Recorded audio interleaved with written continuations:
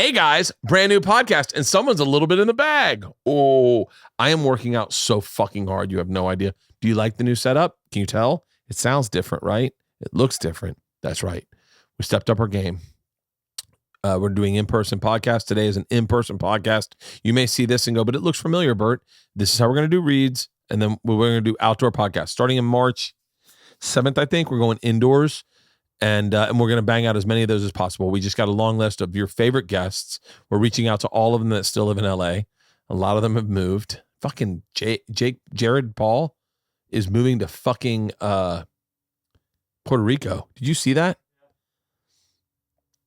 Can I tell you, I really want, I know that this is, people are going to go, for real, Bert? I really want to be on that guy's podcast. I like that guy's podcast a lot. Carlson's outside. You can't hear him.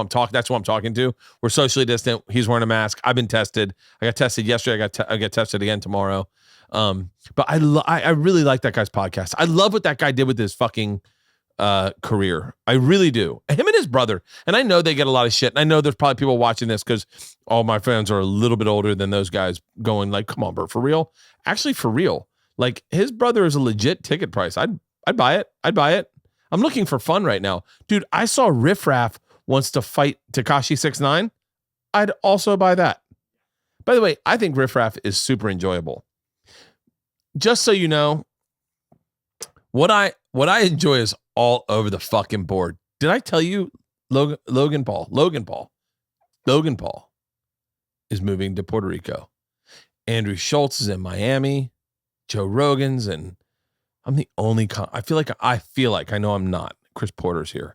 I feel like I'm the only comic left in LA. I feel it's crazy. I know Tom's moving. I know we've talked.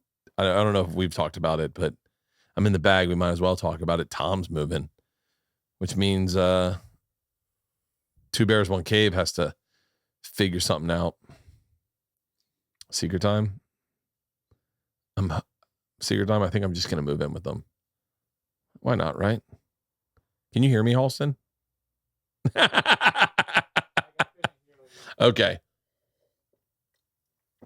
Today's a great podcast. It's the first podcast we did outdoors. What do I have to promote? Oh, Go Big Show. Thursday nights on TBS. I have not promoted that show on this podcast. I apologize. I just haven't been thinking about it. Go Big Show. Thursday nights, 9 p.m., 8 Central. Two Bears, One Cave is out now every Monday. New Bill Bert with Joe DeRosa, which is a great one. Man, Joe DeRosa is a legit fucking brilliant dude. He really is a smart. We did a podcast and he broke down some stuff that even the Bill and I were just sitting back going, that's what you love. The thing you got to love about comics is that sometimes they'll chew on an idea until they can figure it out, right? It makes us look crazy at times. At times, we chew on the wrong idea. We find something that we think is funny, and then we ruminate on it. Like, I know you've heard me say this a bunch. I'm ruminating on accents. And if you talk to my wife and our friends, I've brought it up so much that they lose their fucking mind. I'm obsessed with accents. I'm obsessed with the idea. There's an example of sometimes you'll find a phrase. Like, I remember Attell, not to speak too far out of school, but Attell had a phrase that he kept working over and over again about hit him in the head with a hammer. And he had like 5 approaches to it, but he kept thinking that was the tag. I remember watching that when I was young and I was blown away. I was like, so that's how it works. And it's how it works with me. I find something that the wording finds it funny or maybe aggressive or maybe surprising or shocking. And then you rework it 19 different times and you try it out on people. You try it out until one day it resonates. And then you're like, oh shit. And my thing lately, I have like 9 things. I haven't been doing stand-up. So I'm all over the map. What I find fun, let's go run. Since we have a cool setup right now and we have good audio and we have a great podcast. Today's podcast is my tour bus driver, Ron, Marchand, and Dave Williamson, comedian Dave Williamson. He's a podcaster also. He's got a podcast called Meet Dave. I'm going to get into that in a second, but I want to, this is what's unhealthy about COVID for comics is a lot of times we just work this shit out on stage and now we're kind of stuck sitting there. I posted this. These are ruminating thoughts and these may come off super aggressive. So I apologize if they do, but the way a comic's brain works. Never mind. This is stupid. Did you ever post a picture that's so badass? I'm not good at doing that. I'm not good at doing that kind of comedy. So I'll just tell you what happened, and then you can go, oh, I posted a picture on Instagram that was fucking badass. And I thought, I misread the name, but I thought an ex-girlfriend wrote in the comments, I wish I was there. And I thought she was saying that about me instead of Leanne. So I misread her comment. But then I was thinking the joke would be, you ever post a picture on Instagram that's so badass that you want to tag ex-girlfriends and go, this could have been you. By the way, I miss stand-up so much. I cannot wait. I have so many fucking ideas that I'm playing with. Whatever. I told one to Bert before we started the podcast last week, and he was like, "Oh," I was like, "Oh, maybe I should try that on stage before I try it out on people or on podcasts." All right, let's get to the podcast. I'm gonna go make dinner with Leanne. Anything else, Halston? Do we want to talk about anything else? So I don't know if I said this or not, because I have had a cocktail with Leanne. I'm working out like crazy. I'm not trying to get ripped. I just want to get healthy. And I know for a fact that what was happening when I was partying really hard on tour is I wasn't working out. And what happens, I feel, is when you're not working out, you build up that unhealth in your body. And when you work out, you can actually sweat it out. But if you have too much of the shit in your body, you can't get it out of there. And right now I can get it so I can feel like shit. But if I bust ass on the treadmill or on or my trainer, I fucking feel amazing. Almost too amazing. Almost like not fair for everyone. Why don't we start doing open tabs before I leave, Halston? We should do some solo shit so we have stuff in the bank, right? Do me a favor. Comment in the comments. Halston will read them. I stay away from comments. I look at comments the same way I look at a scale. I go, when I get on the scale, I go and it starts reading the number. I go, why am I looking at that shit? I'm having a great day so far. Is that a good joke? Let's run through some more jokes real quick. I'm a big FaceTimer. I FaceTime people. I like FaceTiming people. I like FaceTiming people I haven't talked to in a while too. Like, I love it. Because then Tom says it's an aggressive move to FaceTime people. I don't find that. I find it to be passive aggressive when you text them. Because you can look at a text and not reply. This is from my perspective. If I get a text from you, sometimes I won't reply. I'll just go I'll read it and then I'll go, oh yeah, shit, I got to reply to that guy. And then as a matter of fact, I got to reply to someone right now. Of course, anytime. I don't think to reply. I read your text and then it's almost like it goes in and out. And then I go, oh yeah, I'll get back to that. So I like FaceTiming people. And Tom says you're not supposed to just FaceTime someone you haven't talked to in a while. And the other day I tried to FaceTime. Well, I'll just say her name. I won't say her name. I tried to FaceTime a comedian, female that I haven't talked to, that was in a movie that I liked, or a thing I liked. And she changed her number. I FaceTimed. This black dude answered. He was like, yeah. And I was like, oh shit. I was like, is Eliza there? Just kidding. It wasn't Eliza, but it was close. Anyway, let's get the podcast started, guys. Like I said, more indoors. This will be the setup for reads, for ads. It's just easier that way, but it does look better. You got to admit that, and you know it sounds better. And this podcast will sound amazing. Someone please help me get Mike Duncan on my podcast from Revolutions. That's my new favorite podcast. So if you can reach out to Mike Duncan, and I really want to get Jocko. I always fuck his last name up, but I would really like to get Jocko and Casey Neistat. Casey Neistat, Jocko. Those are like the three. They're not comics, but those are people that I'd like to talk to. I read Jocko's book, and let me restart that. I listened to Jocko's book on tape, and it was fucking awesome. It was really interesting. Oh, by the way, when you listen to this podcast, you will hear some construction. It's just in the very beginning, like first 15 minutes. So if you're like, oh my God, this is annoying as shit, it goes away very quickly. So these are done at the new house we're building, the new podcast studio we're building. We're doing them outdoors to stay safe. And we start them around 3:30, and everyone ends around 3:45.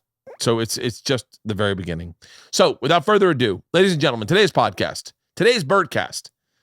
My friends, my brothers, my family, my bus driver, Ron Marchand, and stand-up comedian, Dave Williamson. He's the man, the myth, the legend, the fucking machine. Ladies and gentlemen, I'd like to welcome you to the first phase of the move into the new podcast studio. What are you doing, Dave? I'm trying to figure out if I should... Just stay in the corner, stay in the center. If I come all the way back here, I look like a little kid on the couch. Sit crisscross applesauce. Crisscross applesauce. All right, I'll lounge. We've all been COVID tested. We are all negative. Of course, I'm I understand the parameters of that we all could be harboring virus and we may not mutate for 2 days and that those tests aren't. I understand all of that. Well, should we get a tape measure and I did the best we could. It's like we're outdoors, we're 5 feet away. Okay. I think we're fine. And they're doing construction in the background. Hey, But listen, the house looks beautiful though. Yeah, there are certain things that you just have to get your head around. Yeah, man, you gotta. We've been across the country a couple times together through this whole thing, so I think that we've proven to each other that we're safe in our lives. If I didn't know you guys and I was showing up here, I'd be a lot more worried. That's my point. Yeah, I would too. Do we really know each other though? Ron, we know each other so well that I have lists of things I want to talk about. Like I'm actually for the first time starting to notice moments when I should feel guilty for my whiteness. Oh, okay. Wow. Yeah. For instance, Just now you're noticing. 48 years later. Hey, better late than never though. today I've got my trainer over here and I'm hitting a sledgehammer into a tire as they use a real sledgehammer to break up concrete. And they're like, what the fuck, he pays someone to do that? They're like, why don't you just come over here, asshole, and make my job easier? What, are you just gonna pull out boards and start sawing them for exercise? These guys are like, what are we doing? What's funny about that, I forgot who I was talking to the other day, and I fell back to remember the CrossFit we did. I couldn't remember what city it was in, but I swear to God, Yeah. I thought to Pennsylvania myself, or Pittsburgh. It was Philadelphia. Pittsburgh. Yeah. Butler, Pennsylvania. I thought to myself, Bert was trying to kill me that day. That was the day that he said, "Oh, I'm gonna get his ass." No, there is a hold on. Hey, write things down that I run by you. I want to talk about my mural. Okay. I want to talk about hats. I brought 2 hats I think you're going to think are pretty fucking badass. And then I'm curious about the one that I'm wearing now. But this whiteness thing, I'm really having a fucking hard time with it. The fact that you're starting with this makes a lot of sense to me, because if you were going to have someone in your life that you wanted to run this by, it would be Ron. I can't do it to Leanne. I can't do it to Leanne's empathetic. But And you could do it makes to sense you had- Darnell. You and Darnell could sit down. Donnell, that's so Donnell. racist. Yeah, oh my God, I can't Come believe on, you just If said a that. white guy did that. Look, my brother's name is Donnell, and he's been called Darnell. Oh yeah. His whole Do not call Leanne Luann. She'll fucking melt down. But it makes sense because I'm eager to see what you have, because it means that you think some of them might go south in Ron's opinion, and that's usually when you have me around when you're going to talk to Ron. Yeah, no, it's exactly. Well, you see the way he sat us. Yeah, You this see, is all he making sense now. strategically put me far enough away where you'll be able to tackle me over the table Yeah. if I want to go at him. I'm always the one who has to come in and mediate the debates between the documentaries we watch. Hey, I still say he was totally wrong with the Ron Artest thing. I just I'm not shocked by that statement. You're totally wrong. You know what? Can I tell you? I'm starting to understand, and I'll tell you another statement. Okay. I'm starting to understand the phrase "only God can judge me." Wow. Because I feel like that is. I'm going to be very real right now. I feel like I'll speak from what I learned. Okay. Black people get judged so much that phrase "only God can judge me," which is tattooed on Rod Woodson's body, I think tattooed on Tupac's body, tattooed on a lot of dudes' bodies. I think they're like, "Fuck you! How dare you judge me and not allow me forgiveness?" True. Based on what you think is right. True. And so it's interesting. But I think that door swings both ways for blacks and whites, because there's been white celebrities that have been persecuted for some of the shit that they've done. Oh my God! Right now, but I think right now is super interesting, where people who are typically the ones that are in the demographic or genre to where they receive privilege are now the ones railing against cancel culture. And it's like, yeah, it doesn't feel good, does it? Yeah. Oh, look at and there's a difference between being canceled for something that is unfair and being held accountable for saying crazy shit. Exactly. There's two different things. Exactly. Okay, Exactly. Great example. Let's talk about, maybe this was a bad idea. It's like we're at a rifle range. You can just hear right now people are like, hey man, I work construction all day. The last thing I need to hear is the people doing construction with me and then it in your fucking podcast in my ear, you asshole. I've got double the construction. Part of the ambiance. We did an episode of Travel Channel at a rifle range and it was so distracting. I just think it's cool that as we're here being enlightened about white privilege and things like that, we hear your mansion being built in the background. Not a mansion. Mini mansion. Not a mini mansion. You're in very nice Do house. we need to being built tell in the the background. people what we're looking at? Do not, because that's another issue I'm struggling with. What? Is I've always shown my life. I've always shown every part of my life. And it wasn't until recently that I was like, as my life's gotten nicer, I go, maybe that's not cool anymore.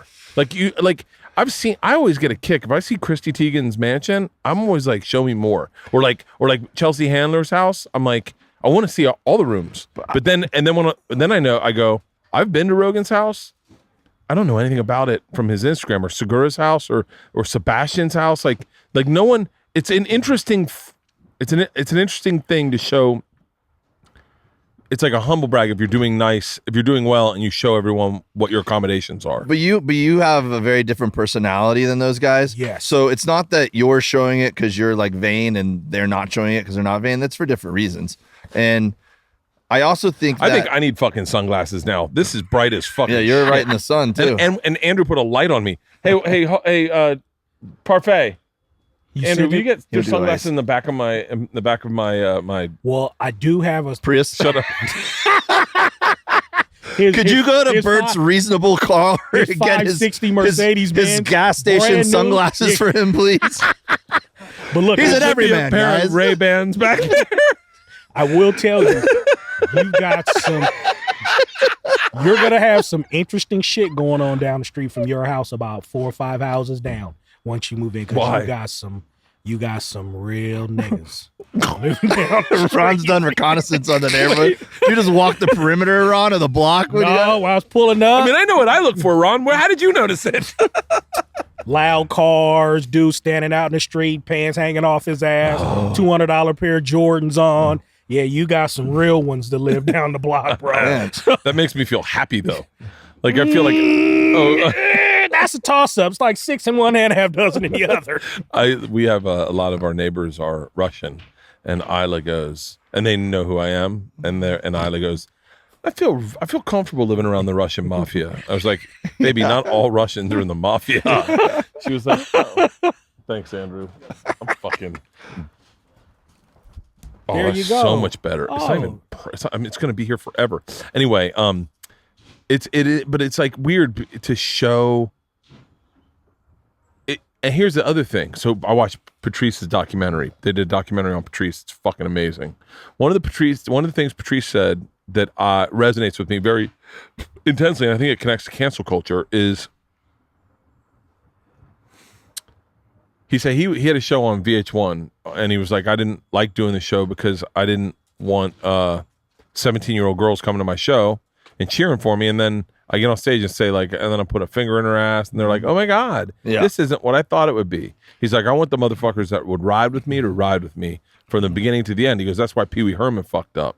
Pee Wee Herman was the guy who jacks off in movie theaters, but then he was playing like a kid-friendly guy." He goes, "Patrice says I'm the guy that jacks off in movie theaters. I need you to know that up front." Yeah, and it's a brilliant statement because then as all I'm thinking is. I've said this before. A lot of celebrities get canceled. Not a lot. Some celebrities get canceled because of branding, because they pretended to be one thing, And then they're when 100%. and then when you see who they really are, everyone's like, "Well, that's not what I signed up for. Fuck that guy." yeah. And then my whole career, I've been The party guy. the party guy, underdog, alcoholic, doesn't have his shit together, fuck around. And then as I get older and I start getting my shit together and I start realizing the like getting more focused, I go, I don't know, like, how do I try to just show everything, but I've lived in this fucking house that has no backyard. It's a beautiful house. I love my house, But every time anyone comes over, they're like, "Oh shit, this is small," and I'm like, "Fuck you." First of all, but I think hold on. Because I swear to God, Yeah. I said the same fucking thing when I pulled up to the house on the first tour. Like, why the fuck? why the fuck is this dude living in a normal neighborhood Yeah. in this little ass And house? I've always liked but that. it fits you. It fits me. It fits you. And not to cut you off, but Bert, you are a celebrity for the people. That's what draw the regular folks, the fuckers out here nailing, hammering. I mean, just go back to the crowds we had for 4 fucking months out on a driving tour during the pandemic. True fans. Yeah. That you can't take that away from your fans, dog, because that's who you are. I think that people actually, it doesn't seem like it sometimes, but people want to see people they like and people who earn it and deserve it successful. You know, it gives them hope. Right. You know what I mean? Yeah. And they're rooting for you. So I think that they want to go along on that journey with you. But I think the problem is when, you know, what you said, when people aren't who they say they are, you know? So if you were pretending to be a struggling comedian and that was your connection point and you weren't a struggling comedian at all, you know, Yeah. then that's when it people feel like they've been duped, you know, supporting the wrong guy. If someone's a Christian comedian and then they find out that, you know, they've been acting otherwise, then they feel duped. But if someone's not a Christian comedian and they're just doing, you know, behavior that a normal person would do that might be looked at as non-Christian, then people are like, oh, whatever, you know. But when you nail in the head, oh, I'm so you know, holier than thou and do, that's when people are like, hey man, this isn't who you said you were, you know. And you're the one who said it, not me. People out there like you, then you would know. What do you mean? Partying was just a person that you live your life to the limit every day. It's not a great thing. I Why was just not? thinking, I was like, a lot of those people are the ones that die first. Because I mean, not. I don't see it in a bad way. yeah. But you take nothing for granted. I watched Ferris Bueller last night with the girls at a drive-in. Drive-in, yeah. Yeah, Cool. and he says he has a line. Halston, do you have a computer there too? What's the line Ferris Bueller says where he goes, "Life happens fast. You better enjoy it before it's over." Something that to that 100%, effect. yeah. And I was like, life does happen fucking fast.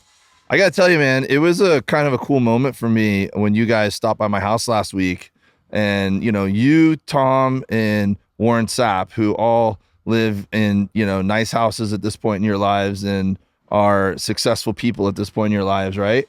And I've been on both ends of the spectrum throughout my life. I grew up with jet skis and a tennis court.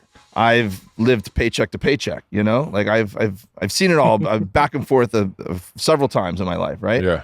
And so for me, you know, I live in a 2-1 that I rent. It's an old as dirt house, and I do the best I can to fix it up, but I don't own it, so I'm not gonna like renovate the bathroom or something, you know. Yeah. And you know, you guys came over, and I was worried. I was like, oh man, what if someone's gotta use the bathroom and my bathroom's like First thing we did. That was I the know, first yeah, thing everyone all of did. us did.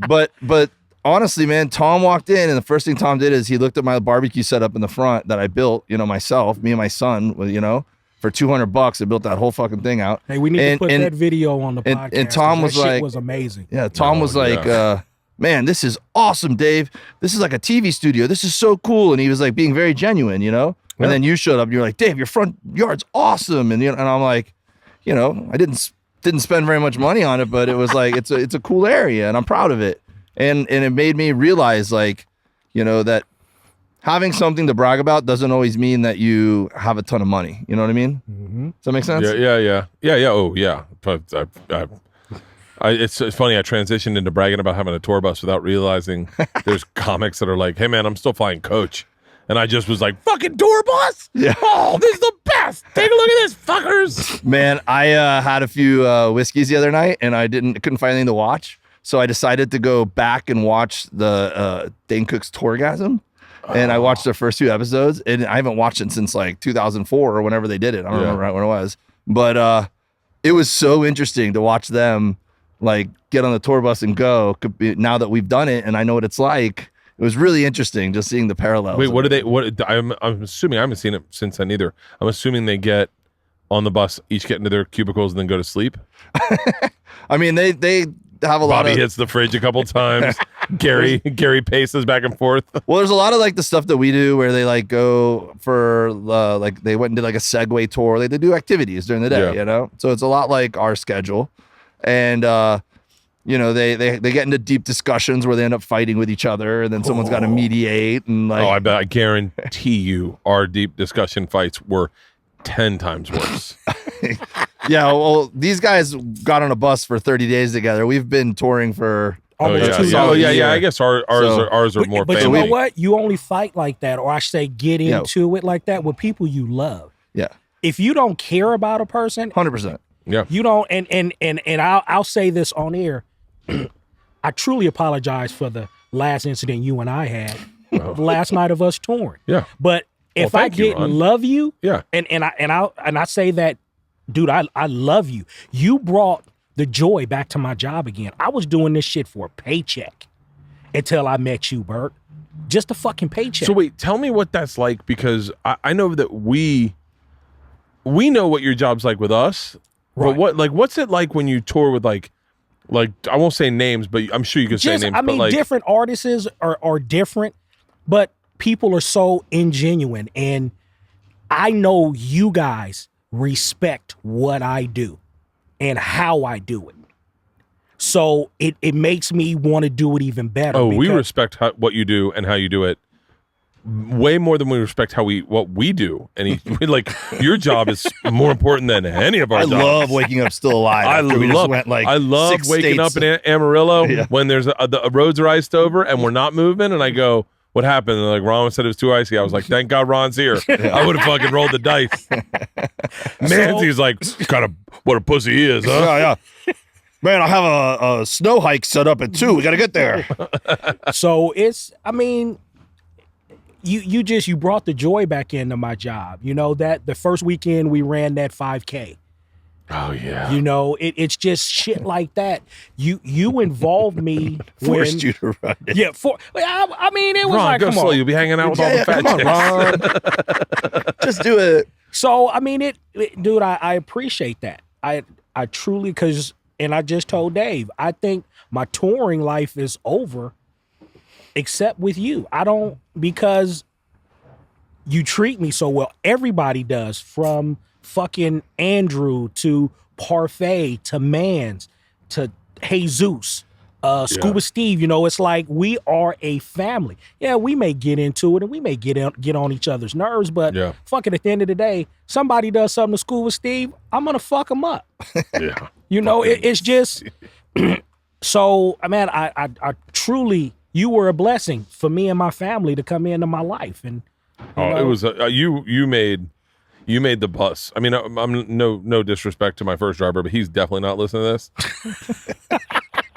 But like, you made. Oh fuck! Does that not bring back great memories? Parfait is going to get ice. He's getting Parfait's doing what Parfait does. Can we get get a ice. Starbucks run? You know, Parfait? Would that make you feel like a few when we're back sandwiches? out? Yeah. You know, it's all love though. Sound check, Parfait. Sound check. I heard Rogan talking to this comic about me on about our tour on his podcast, and he was like, no, Bert loves. I don't know. I forget what he was saying. He's like, he fucking loves to have a good time. I'm watching these guys, and they get like $200 worth of McDonald's at the end of the night, and they eat all of it. Yeah. Tell Joe he needs to come out and spend a weekend with us. Joe drink would be the a- same as Tom. Tom was like a little bit like eyes wide open, like, what the this is how Yeah. you guys live? Like, because our bus is our house. Yes. That is our fucking house. Frat house. It is a frat house. Now I'll tell you, having you on the bus for 3.5 weeks is totally different than having you on the bus for 3 or 4 days. Yeah. Oh yeah. It is- it- I don't know it's if I could something go I back had to to just give- weekends. I might have to stay on the bus forever. I was telling someone, I was like, we went back and forth across country 4 times. 4 Like, times. Yeah. If I mean, physically, just imagine yeah. the first run we ran from east to west. The first big show was in North Carolina. We left LA and tracked over 3,000 miles yep. to turn back around to track another 3,000 miles to get home. This podcast is brought to you by Hims. Did you know that 66% of men start losing their hair by the age of 35? I think Tom told me one time he was on a boat. He was with a bunch of boys that were very aggressive. They were bullying him, and they kept saying, "You're going bald. You're going bald." I never had that. You know why? Because I got in front of the issue. Once you start notice your hair is thinning, then it might be too late. You got to get in front of it. You got to, as soon as you see it thinning, you got to do something about it. That's why Hims is the number one stop for hair loss, skin care, sexual wellness, all for men. For Hims wants you to write a new chapter in your life, and it starts with your hair. For Hims was created by a guy who knew that a lot of these conversations that men want to have are a lot easier to have online. I know for a fact when I did it, I was 21, 22 years old. Jeff Hartley told me I was losing my hair, and I went to a doctor. Actually, I went to a doctor, then I'd go to a pharmacy. I had to tell everyone I was losing my hair. I had to tell 9 people I was losing my hair, and a lot of people told me I wasn't. And then they said, you can get stuff at the gas station. This isn't gas station remedies. These are prescription solutions backed by science. For Hims connects you with real medical licensed professionals online, which would save you hours. They're going to ask you a few quick questions, and if they determine that it's right for you, they're going to prescribe you the medication to treat your hair loss that's shipped directly and discreetly to your door. Today, Hims is giving you their best offer yet. If you're not happy with the results after 90 days, Hims is going to give you a full refund. And right now, my listeners can get their first visit absolutely for free. Go to forhims.com/Bertcast. That's forhims.com/Bertcast. Disclaimer. Prescription product requires an online consultation with a healthcare professional who will determine if a prescription is appropriate. Restrictions apply. See website for full details and important safety information. But more importantly, remember, that's forhims.com/Bertcast. This podcast is brought to you by TurboTax. You are a one-of-a-kind, and so are your taxes. That's why TurboTax Live has experienced tax experts who are ready to listen to you, learn about your unique tax situation, and help you get the best tax outcome. Maybe you're moonlighting as a rideshare driver and have questions about what qualifies as a deduction. Maybe you want an expert to walk you through the process since most of your income last year came from freelance jobs. Or maybe you'd like to hand the whole tax filing process off to an expert while you perfect your banana bread recipe. Whether you want to file with the help of an expert or let an expert do the filing for you, TurboTax Live tax experts are here to help, giving you the confidence to know that you're one of a kind. Uniquely you taxes are done right. Intuit, TurboTax Live. Okay, if we're talking about, and I'm going to get slightly buzzed on this. I have a big Chinese New Year's I got to culturally appropriate later tonight. But by the way, I posted that picture and I'm like reading the comments, waiting for someone to light me up. And I'm like, all right, we're good. I read 5 comments. Reading comments on Instagram is like getting on the scale. I look at it and I go, wait, why am I going to read this and let it ruin my day? It's a focus group. Yeah, it's a focus group. So, oh, fuck. What was that? Oh, I'll tell you, I feel like if we're being 100% honest, you see a lot of comics living large, doing theaters, doing fucking whatchamacallit. But I feel like there's a little bit of earthiness to the way we do it. Chappelle said this thing. This is where it's been fucking me up. Did you see Chappelle's new Instagram post? No. Oh, it's great. It's great. It's he talks about getting COVID, and he talks about cowards love when a hero stumbles. Like their favorite thing is when a hero stumbles, and he said, and the cowards have been looking at him all through COVID, like, oh, you gonna do live shows, huh? You're rolling the dice, you're living risky. And he's like, he took everything he could, and he's like, and then finally my number got pulled, and immediately everyone's like, that's what you get, that's what you get, and man, that was looming over my head. That's what you get. The whole fucking tour, the amount of nights or mornings I woke up thinking, I'm putting everyone's life at risk. I'm putting my life at risk. I'm not living healthy. This is going to come back and get me canceled. Like and by the way, canceled such a fucking, it means nothing to anyone listening to this right now. Like my dad doesn't know what canceled is. He doesn't know half the people. I saw that Bruce Springsteen got canceled or whatever or something. And I was like, I don't even know what it is, but I'm not going to stop listening to fucking Born to Run. Yeah. Like, he got it. All he got was a DUI. Yeah. Fucking Florida's about to get canceled. Yeah. I think you can still drink and drive in Florida. But that's a soft cancel because look, it also has to do with like talent, right? And sample size. So, Bruce Springsteen's been a I would say a good guy rock star for puts on 2.5 hour concerts for a lifetime. For 40-something years. Yeah. You know? Yeah. For a lifetime. So this DUI, I don't know the details behind it, but it's a knee-jerk reaction. I guess he also did a canceling. Jeep commercial or something. I don't know. That was I don't know about that. insensitive. Now, okay. He ran over Native Americans or something. Oh, it was like you got what's coming to you finally. My previous opinion out. Austin? And then actually edit it and flip my what I said first, and then have Dave go, that was just a light canceling. Wait, so keep going. So I think that, you know, it also has to do with talent level and what you bring to the art form in the world, right? Like Bruce Springsteen is timeless, right?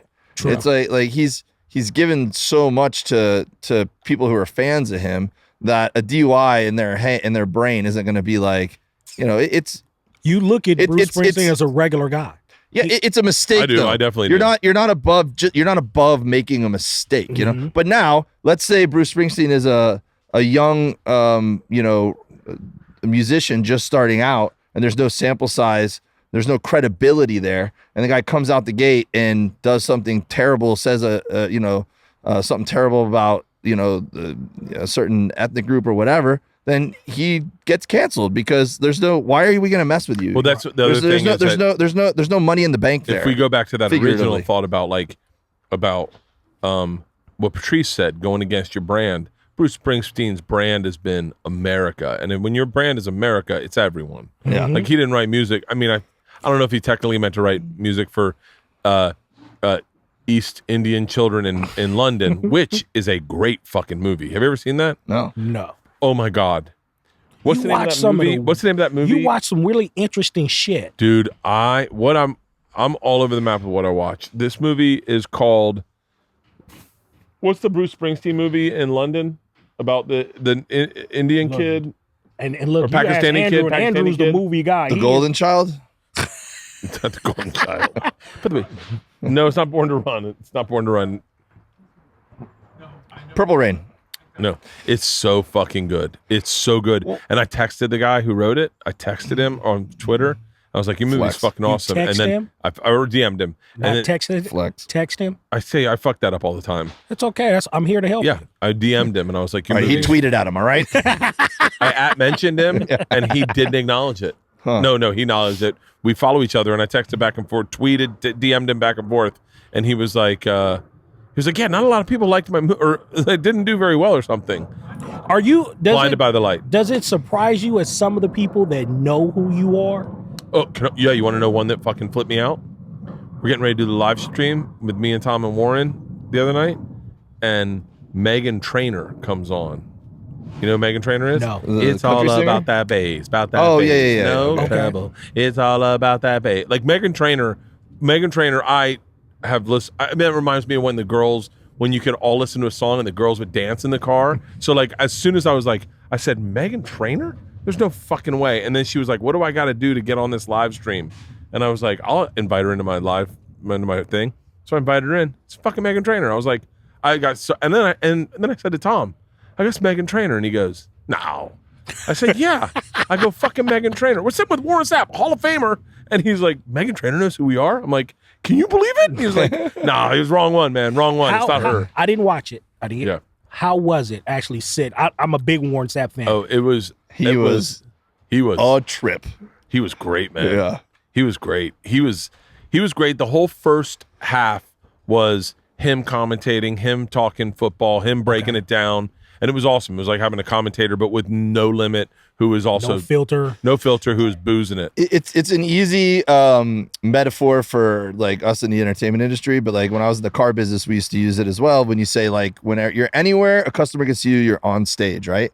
And Warren Sapp knows how to be on stage. Yeah, he does. So he knows whether it's just in a conversation in your front yard or whether it's on the live stream. He knows when it's time for him to be entertaining, and damn, is he entertaining. God, Did you guys talk about his incident, the Super Bowl? No. No. Was that Do the you- thing that got him in trouble? Yeah. Do No. you think that hurt his legacy? No. No. Okay. I think it hurt it hurt him with. Here's my insight, and I hope this doesn't offend Warren, but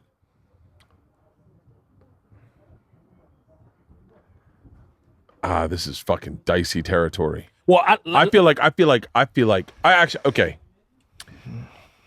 I always say I'm lucky. I was actually talking to Warren about this. I've always said I was lucky. And then one day I realized, oh no, I'm not lucky, I'm just white. Like everything was set up for me to win. And then you look at guys like Warren Sapp, who has all the talent, all the skills, all the whatchamacallit, and then you could theoretically call him unlucky.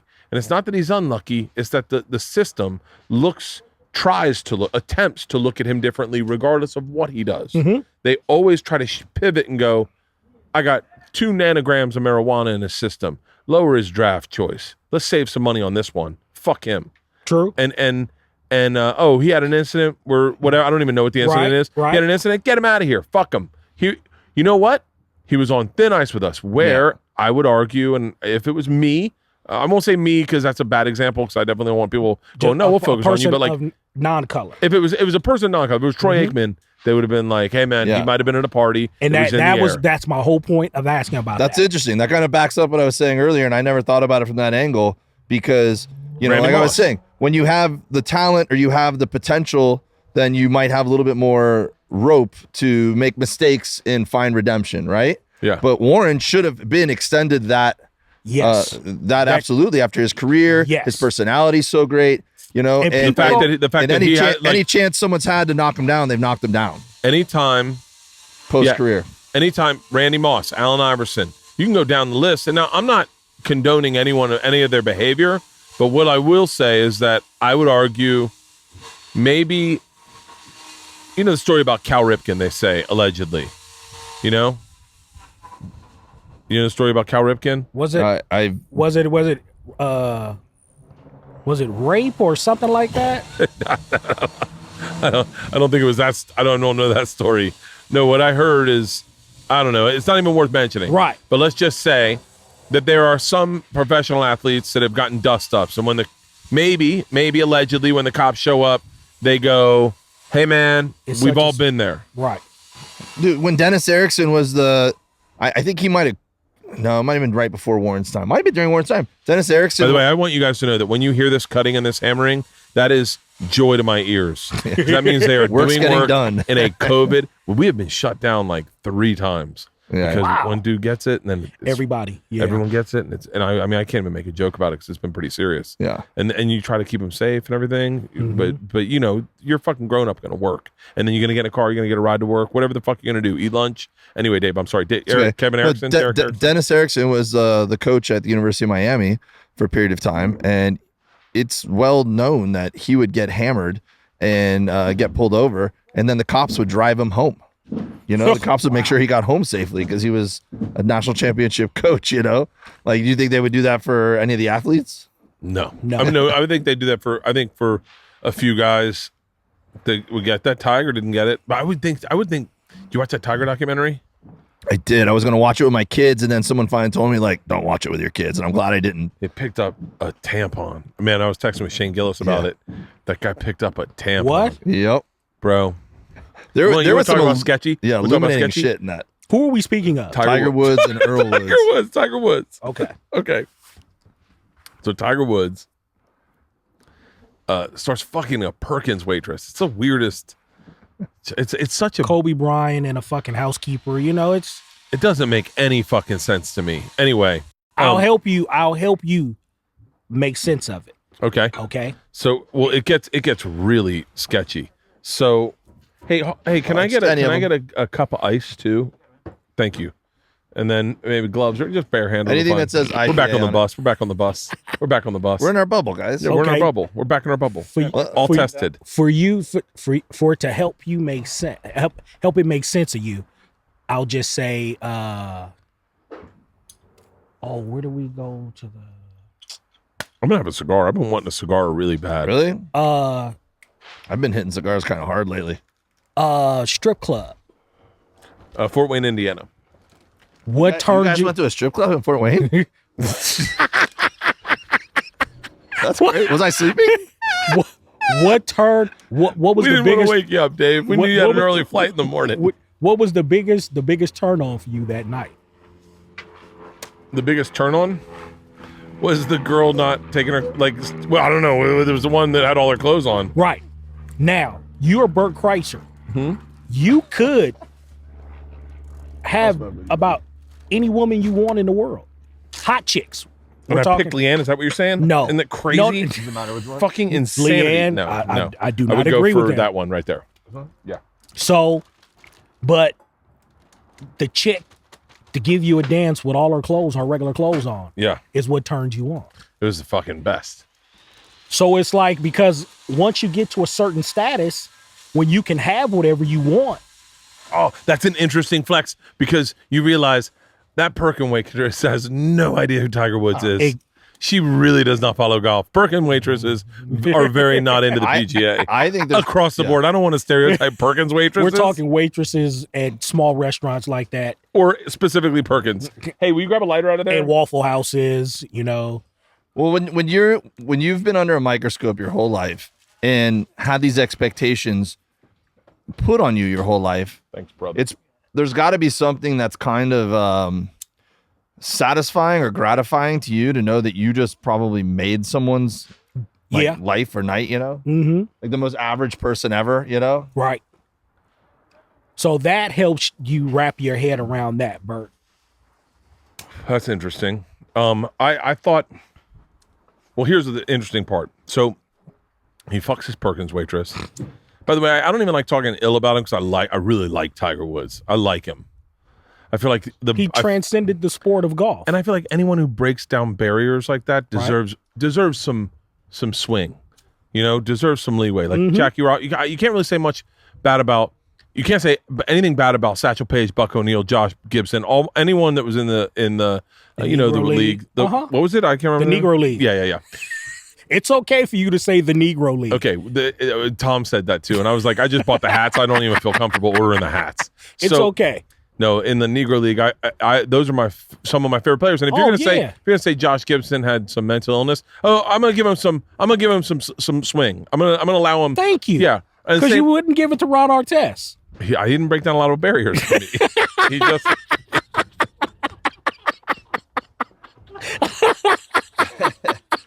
I mean, he's a prolific name changer.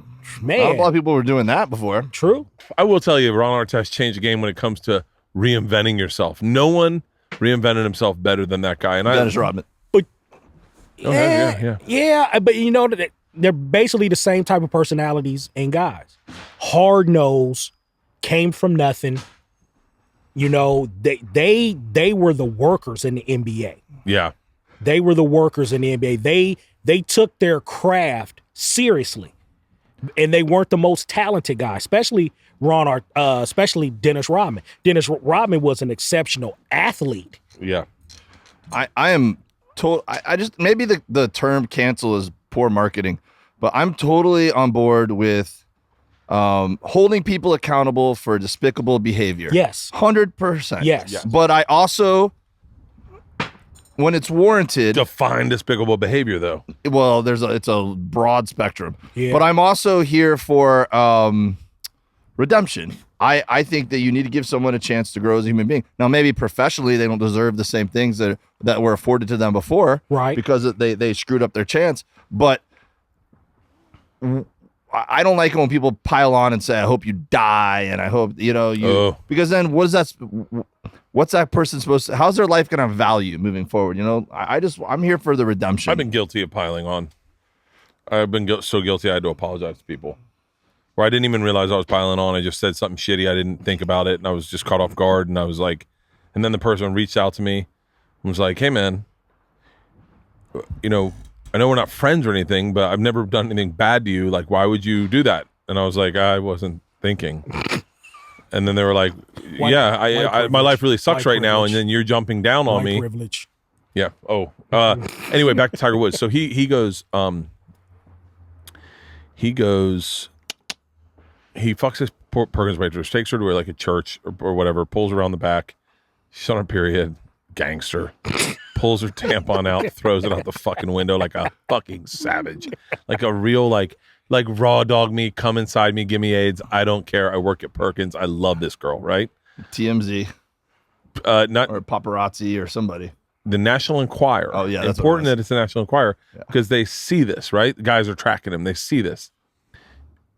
Your boy goes over. This journalist goes over so that he has proof. He grabs the bloody tampon, Evidence. saves it, So he's got evidence. Then they call Tiger and they tell Tiger, hey, man, just so you know, we got proof that you fucked this Perkins waitress behind a whatchamacallit.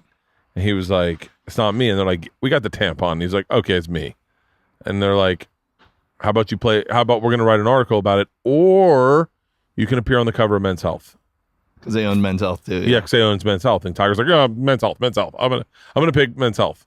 I'm sure that was a quick. He was like, yeah, maybe I should start working out. Men's Health. Like, I would do it anyways. I was like, I would have done Men's. You should have just asked. Yeah. And so then they get Tiger Woods on the cover for free for Men's Health to jack up their fucking sales. And then they still busted him. Then you start going, look at anyone that's like Tiger Woods level, like Tom Brady. Anytime he was on Men's Health, you're like, go a month back. What did he do? What? Gronk. Gronk doesn't care. Gronk will just be like, yeah, I 69'd her. Did you ever hear the story about Burt Reynolds and National Enquirer headquarters back in the day? No. So Burt Reynolds, They're based out of Boca, right? yeah. So they're in Boca or somewhere like that, and Burt Reynolds lived somewhere in Florida at the time. Had a mansion, was biggest movie star on earth, had horses and stables and whatever, and had a feud with the National Enquirer because they were putting him on the, him and Lonnie and him and this, on the cover of every issue, So for Christmas or something around Christmas or something, I think it was a Christmas party or whatever, he took a ton of horse shit he had been saving and took his helicopter and had it flown over the National Enquirer and dumped on top of the National Enquirer building. My God. Classic Burt Reynolds. Dude, I love Burt Reynolds. I love Burt Reynolds. Here's a question. Here's my question. I'm so glad to do this podcast in person. It's so much better, isn't it? I know that you guys are going to hear this and go, then don't do them in Zoom. Well, that's all I can get. Nathan Florence is coming on Zoom soon. But like let's talk about the subject of being, I'm sure these are all bits I'm working on. I can't work on stage, but like the subject of everyone being a Karen. Like I really feel like ultimately, I Karen the other day. I caught myself doing it. What'd you do? Well, here I am. I called the cops on these black kids playing in front of my house. God, no. How dare them? This is a white neighborhood. No, I'm yelling that. I forgot I'm not in my man cave. I'm yelling that. And your neighbors. Someone just heard me yell out of my backyard. This is a white neighborhood. Yeah. No, I'm totally on board with wearing a mask and, being unselfish and responsible to help with the pandemic. And I've always preached that and whatever. And then here I am 2 weeks ago. I took my family down to Long Beach to go paddleboarding. And my wife's been there before. So they made her wear like this like little it's not even like a life jacket. It's just like a vest basically, like that says like look out. And then they made me wear this big giant like life jacket. And I'm sitting there telling the kid like, that's a little ridiculous. I don't really need to wear a life jacket, do I? And they're like, yeah, sir, it's insurance policy. You have to wear it. And I'm like, I'm a really experienced waterman. I don't think you understand the hours I've logged on. And I got really mad. I was like, I just didn't want to wear it. It's uncomfortable and unnecessary. I've been paddleboarding 1,000 times. I understand the situation. And this kid's like, I'm 18. I just work here, kid. And I had to stop myself and just be like, all right, I feel like someone in a restaurant who's yelling about wearing a mask, and you just wear the life jacket. It's not a big deal, But if you find the right thing that strikes your nerve, we all have Karen inside of us. It's rage. Once you unpop the cork, it's hard to go. And then I've been videotaped doing it. I had a woman I talked about this on stage. Right when the whole mask thing was happening, right when it first started, I took the girls on a walk and I had my mask around my chin and we're walking the dogs. And this woman's just, I think she's FaceTiming someone, but she just points at me and she goes, there's another one. Wear a mask. And I was like, you're a cunt. And I couldn't help it. It came out so fast and I went, oh, why would you do that? You saw her camera out and then you lay in bed. I'm literally trying to write a bit about it today. This morning I was laying in bed and I was going, there's a picture of me with the Zulu tribe dressed in full Zulu attire. I'm flexing my bicep for this Zulu warrior in his traditional Zulu warrior gear, and I'm dressed exactly like him in flip-flops. And I was like, oh, we're talking about cultural appropriation. I mean, I am all but blackface in there. But then you were with them experiencing their culture. They invited you into that. They wanted you to be a part of that. That's different than dressing up like it in Halloween and mocking it. You know what I mean? True. Oh yeah, that's it. Because I'm having issues with my Chinese New Year's outfit, but I'm celebrating with Chinese people. Yeah. So Well, let's talk about your outfits. okay. You can't be gangster in a tracksuit with flip-flops on. I don't give a damn where you from. Oh, did you see my? Yes, I did. You know those people hit me up and they're sending tracksuits aplenty. Correct. Extra large, please. I will have 2X. 5 different. You're not a 2X. You need to try on my extra large, see if it fits you, Okay. and then I will buy can't- I will buy all matching tracksuits You for can't us. do flip-flops. That's next level. can't help You put some Air Force Ones on or a pair of J's. If you want to Yeah. be gangster, I think white. I think my all white Air Force Ones. would look nice Yes. with that. Did you see what they did with my Air Force One, the Buck Air Force Ones I had? No. You didn't have the Buck ones, Tampa Bay No. Buccaneer ones I had. Oh, those No. are cool. Oh, here I'll show you a picture. But no, I that tracksuit is fucking comfortable as shit. By the way, they're not cheap. Those are not cheap. Oh, It's called the I bet. Sewing Brothers. They're out at Believe it. I'm sure they're Uzbekistan. actually pretty expensive. Yeah, Tom hit me up. He goes, "Yo, man, I saw this online. It's pretty fucking sick. You want to get one?" And I was like, "You get one?" He's like, "I already ordered mine." I was like, "Fucking done." We ordered matching ones, but I didn't wear it the day we were supposed to wear it. So I What didn't- did you get them for something specific? What were you going to just get them. Just get them. Tracksuits are fucking awesome. Tracksuits are great, especially if you're getting on a plane. Dude. Like we're like when on my long flight coming up, I can't. I'm already planning out tracksuits. One thing the tracksuits and then tracksuit to take off in and tracksuit to land in. One thing the pandemic has done to me is I've never been a sweatpants or warm up suit guy What? ever. I've always been jeans, Ron and I are big sweatpants. jeans and Oh. cargo shorts kind of dude, right? And now, dude, I wear sweatpants every day. Ron, I do you love want it. anything to drink? I've been Are you missing good? out. I'm good. Okay. I'm good. Sweatsuits. But Ron's made that point to us several times. Not that we believe him or going to fall for it, but Ron's talking about the N word a lot, saying like whether you mean it with a hateful intent or not, right? Using it versus saying it. Yeah. Using it means that you're saying it to hurt somebody. Saying it is like you say it. Like I've definitely said it before. I've sang it. I asked Trinidad. I was dropping off Isla at school the other day. You want to hear a fucking horrible story? Horrible story? Dropping her off at school. Yeah, Ron. First day in LA. Years ago. Oh, Not recently. years ago. Yeah. Nope. Yesterday. Oh, Yesterday. They went back to school? They had a socially distant freshman orientation so the girls could have some experience at the school. okay. And so, first of all, my parenting skills. I'm sure this will turn into a bit, so I don't want to spoil it. My parenting skills are fucking horrific, but horrifically great sometimes. Like she was melting down because she's nervous, she's scared. She's been in this school for fucking 4 months. She doesn't know any of the kids, and today's her first day, and she's just like, fuck. What if like I've been comfortable, now I'm uncomfortable. I tried to tell her. She's nervous that she's not going to know anyone. I said, listen, it's never as bad as you think it's going to be for you. I was like, and I said, the other day I woke up shitting on my career. Like just woke up beating myself up about my career. Just going like, man, I'm not doing shit. I'm not working. I'm not creating. And I'm just beating myself up. And I get a text from a guy. I won't say his name, but you know this guy. And he goes, hey man, I self-produced my special. I need help promoting it. I can't get on anyone's podcast. Would you mind putting me on the podcast? And I go, and I look at his text and I was like, well, I'll get back to him later today. And then I thought, walk a mile in another man's shoes. Here I am beating myself up. But I When you have an opportunity to help when someone I else, have make them I have not feel like opportunities that. in this business. I do have opportunities. And then here he is, 2 kids, and he's trying to get shit done. And he's like, hey man, and then I'm not even responding to him. And then I go, fuck it. And I tell Isla.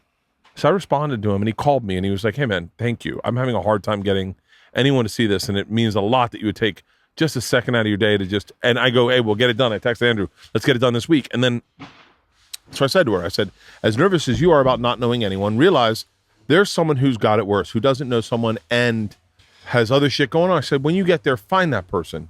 She goes, what? And I go, look for I don't know what I meant to say. In my meathead brain, I had a lot of words that I know you're not allowed to say anymore, like to describe people that maybe, but all that came out of my mouth was amputee. I said, look for an amputee. And she went, an amputee? And I go, I'm just saying and I go, Georgia made friends with a blind girl She goes, what?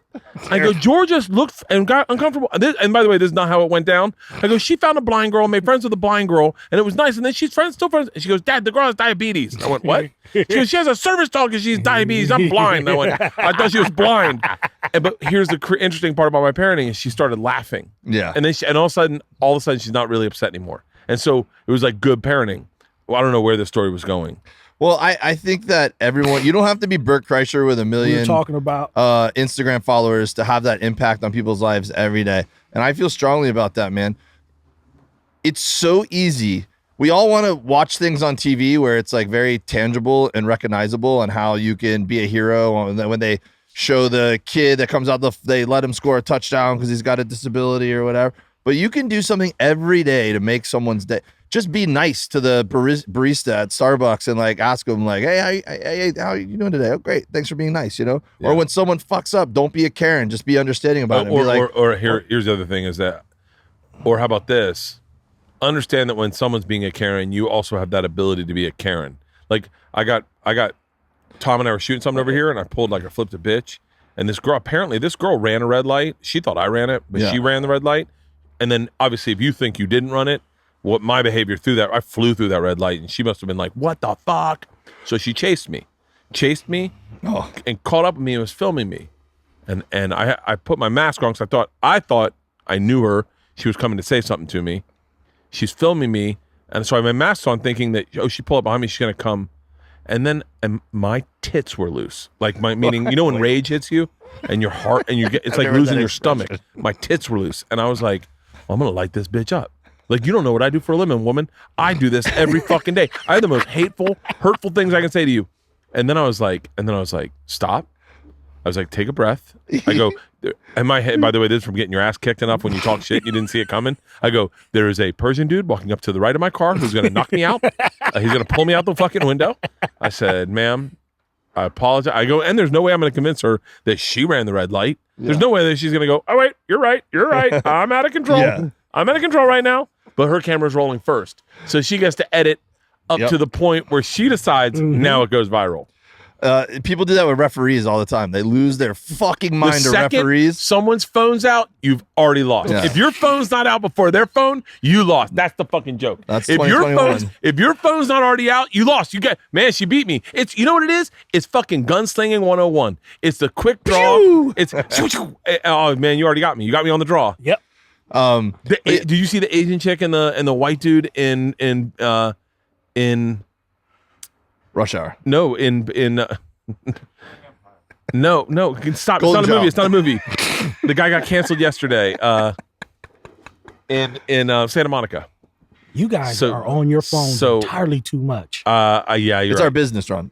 So this white guy's drunk. He's with his pit bull or what? I don't say pit bull. He looks like he has a pit bull, right? A little bit yoked. And he looked like a Guido. He's drunk. Not a Guido, but like a gym guy. A little bit of a gym guy. And he goes on what they claim is a racist. I didn't see the whole thing, but a racist. I didn't see the whole thing. He just was a fucking asshole. But it goes viral, right? They're like, cancel him, fuck him. Hate crimes against Asians are up, and it's because of guys like this. And then he didn't even know what happened to him. And then the first one he sees, he replies back. He's like, "Oh, she kicked my dog." And then everyone's like, "Wait, she kicked your dog?" And he's like, oh, I'm just saying, like, that's why I got upset. She kicked my dog. I didn't. And then you're like, and he's like, oh, I'm sorry I didn't have my camera out first. I should have. And then you're like, then that's where you fucked up, because now you're racist, because you should have seen her coming and rearing back. When she stepped back 3 steps and over to the left, you should have been like, oh, here we go. That is fucking ridiculous. I watched Anchorman with my kids last night. They're getting to the age where I can watch really fun stuff with them now. Oh. And when Jack Black punts that dog off the bridge. Oh my God. And now this is what you get. Yeah. You know, my kid, all he wanted for Christmas, my younger son, all he wanted for Christmas was a dummy. So, because they make videos, their best friend Elijah, Al Jackson's kid, he doesn't make videos together. That's all they do. So the only thing my youngest son wanted was a dummy, so they could like throw it off the roof and make it look like it was them falling when they make YouTube videos and stuff. So it was hard, but we found him a dummy that we could get for him. So when they saw that dog and it was obviously fake being punted off the thing, they were like, "We're shooting that tomorrow." We're shooting that tomorrow. Oh, I gotta. This is off camera. I'm gonna play it for you. off camera, because I want to write a bit about it, but I don't want to Spoil it. I don't want to spoil it. That's the problem with podcasting during. I'll pull my pants down already. Is that what you mean off camera? Oh, yeah. Man, this sun is blazing me. I don't need to wear red to Chinese New Year. I'm gonna be fucking red. You want to as switch fuck. seats? No, I don't want you to get sunburned. It's gonna be the only reason why it seems racist is because your face is lit up already. I'm like, oh, the guy's blushing throughout the entire video. We're almost there. Yeah, it's that's the you gotta be first one to pull out your camera. Yeah. What were you gonna say off camera though? I'll tell you, I gotta show you the video. It's too funny. It's too funny. The whole premise is laughing at words you're not supposed to laugh at, and when you sometimes the funniest thing is a surprise, like when you haven't heard a word. That's what I said with the F word. You know, the F word is not fucked, but the other one. This is what fucking sucks about canceling a word.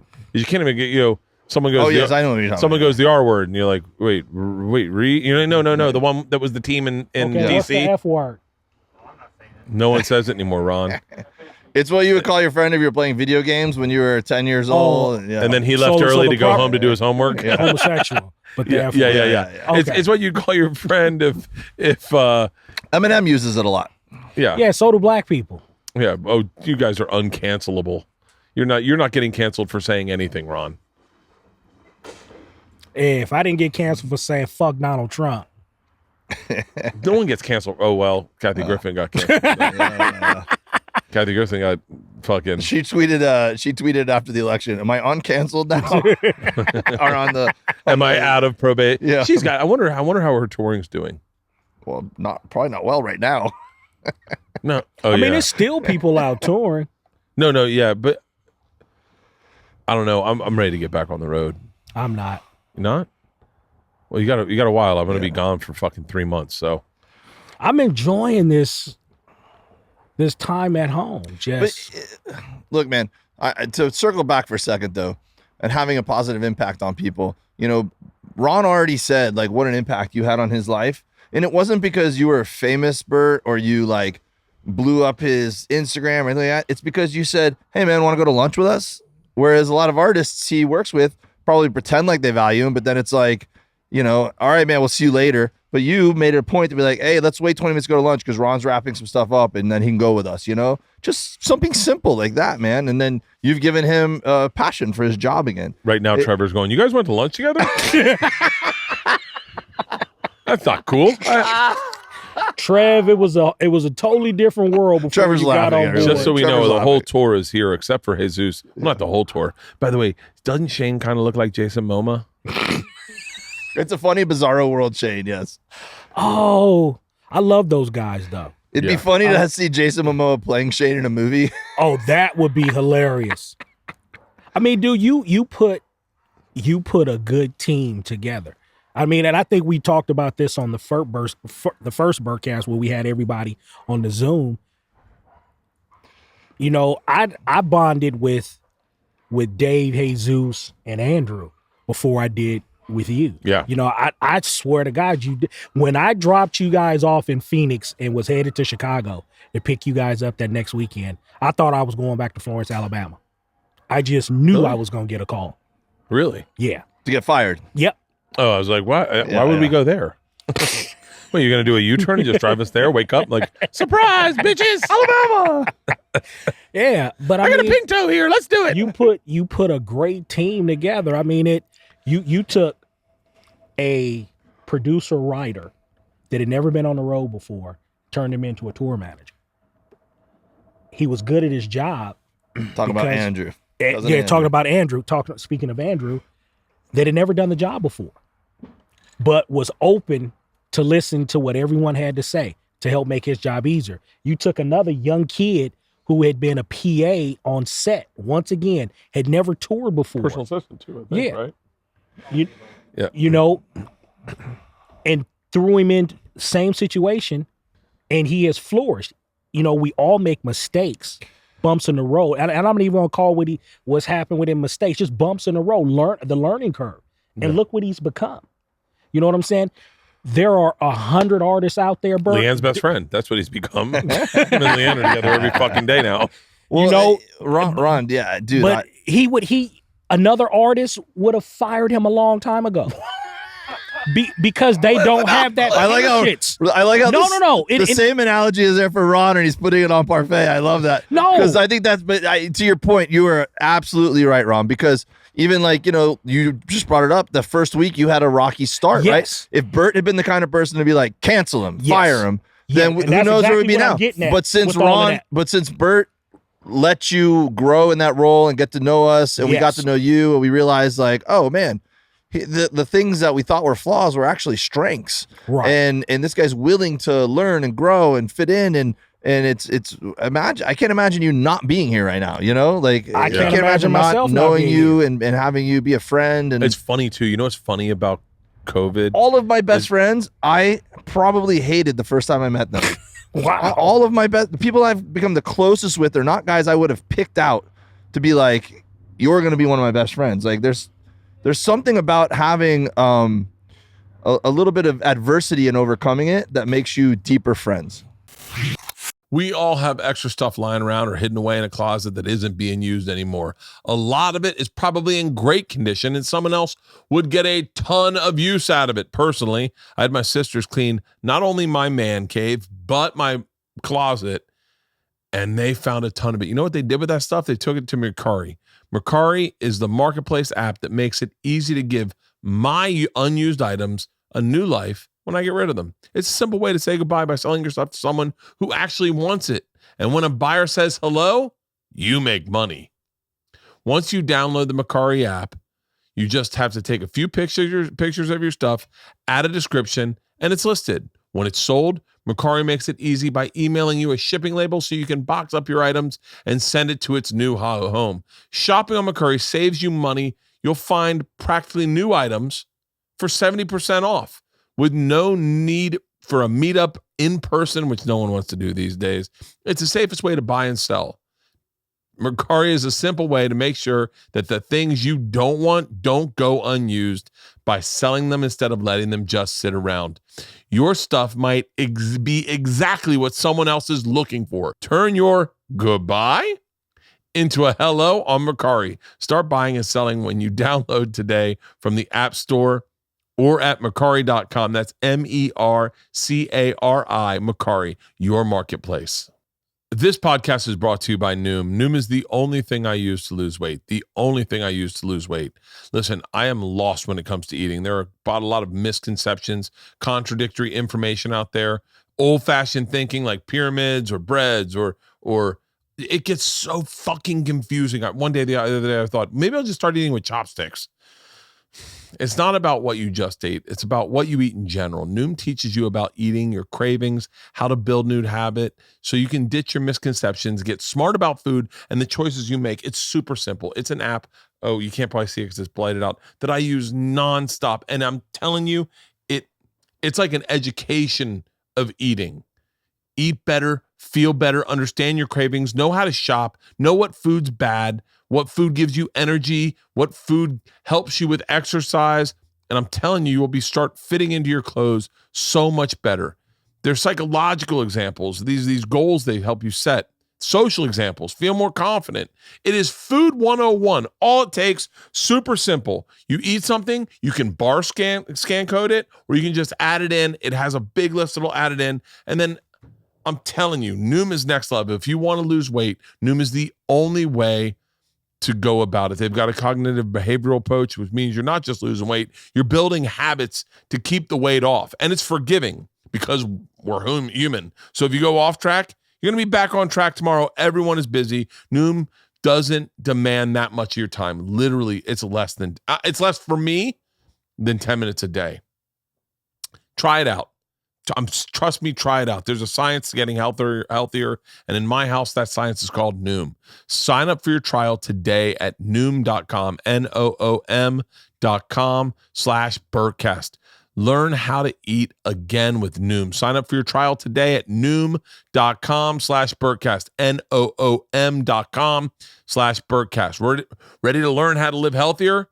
All you got to do, sign up for Noom today, Noom.com/Bertcast. throughout COVID, there's like you learn kind of who I don't know if it's because bubble-esque or whatever, but there are certain people that you just go, I trust them, and if I get it from them, I that's on me, you know. Like, and then there's people you go, I don't trust that guy. I'm gonna stay my distance. But it's funny is like we were saying, like we should do an outdoor test podcast, see if it works, something make it comfortable. And he was like, you know, what if I get Sebastian Maniscalco? And I was like, no, I love Sebastian, but I don't know his bubble etiquette. I don't know how he is. Okay. And so I'm like, nah, I don't want the first one to be with him, because then I'm like, I made the whole time I might be uncomfortable going, hey man, you keep moving towards me or something. Like, I don't know how he is. I know in real life he's really safe, but I just don't know. And I was like, I just do like Dave and Ron. And it's like when we went over to your house, Warren's like, oh, we're going over to Dave Williamson's house. I was like, how do you know Dave? He's like, he's from Miami. And I was like, okay. And I go, and Tom's like, Dave's safe, right? And I'm like, oh yeah, like trust me. And it's funny that there are certain people, your nuclear family turns differently during this COVID and who you trust. And I know there's people listening to this that go, COVID's not real, bro. It's not real. It's just the flu. But for us, I'm out of shape. Yeah. I drink a lot. Now, what you say that? Do you want to know the moment that I knew you trusted me? Totally. When you licked my face, right when the outbreak came out. You didn't have an option. When we shared corn, Ron. When we shared a corn on the cob. Nope. Was that one, Ron? Let me guess. Okay. You'll never. Is it when you pulled your gun on me? Is that when? Hey, you were flashing fucking tasers. I was just defending. To my defense, I was just defending myself. Yeah, hold on 1 second. Let's answer your question, and then let's definitely talk about Ron and I sharing corn on the cob in a pandemic. The moment when you called me and said, "Hey, Ron, we got a week off in between San Francisco and Reno, and my parents said they'll only come to California if you go get them." I said, okay, I've got his complete trust. Oh, yeah. For him to put his mom and dad's life in my hands, not just, yours, but your mom and dad, to go get them and bring them to California. I'm not saying this to say it. I'm just being real. There was only one person I said I could trust them with. And we had talked about renting a bus in Tampa at the time. And like Leo had been like, we can just get a smaller bus or get them out here. I was like, no, I know Ron. Like, I know Ron, and I know Ron will be safe. And I know that Ron doesn't take frivolous chances. Like, I know Ron. And I also know Ron during that time of year, the weather was turning. I go, he's really very cautious about where he drives. Ron's not going to make a decision worried about, like, losing money or losing his job based on safety. If it's not safe, he's going to say it's not safe. I'm going to tell you, my dad called me, because I called and told my dad, hey, I got to go. I run everything by him, let him know what I'm doing, where I'm going, when I leave town, when I'm getting back. And my dad and I, we talked about it. We hung up the phone. He called me back. He was like, are you sure this is okay, son? I'm like, yeah. I said, I got enough time. I'm not going to push myself, and my guy asked me. He asked me to go get his mom and dad to bring them back to him. And yeah, at that moment right there, Bert, through everything that we had been through, yeah, I knew.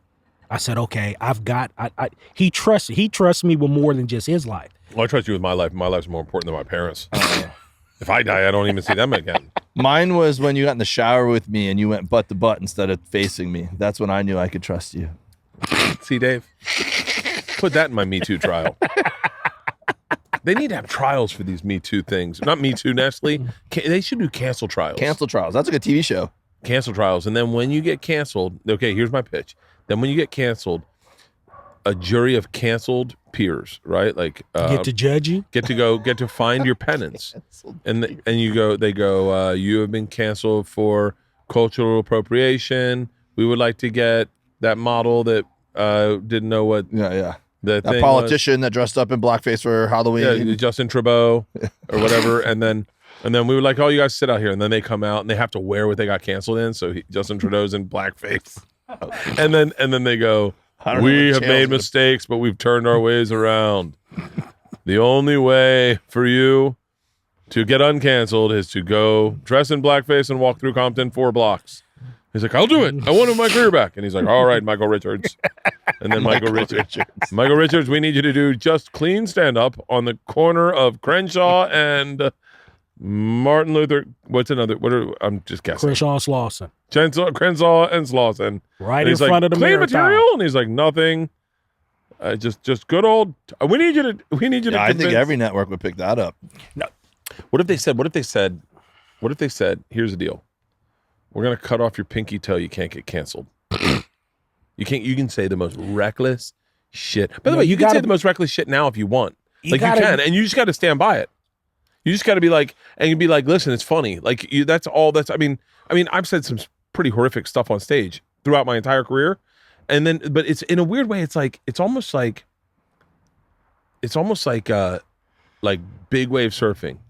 If you're fucking terrified, you're not going to do well.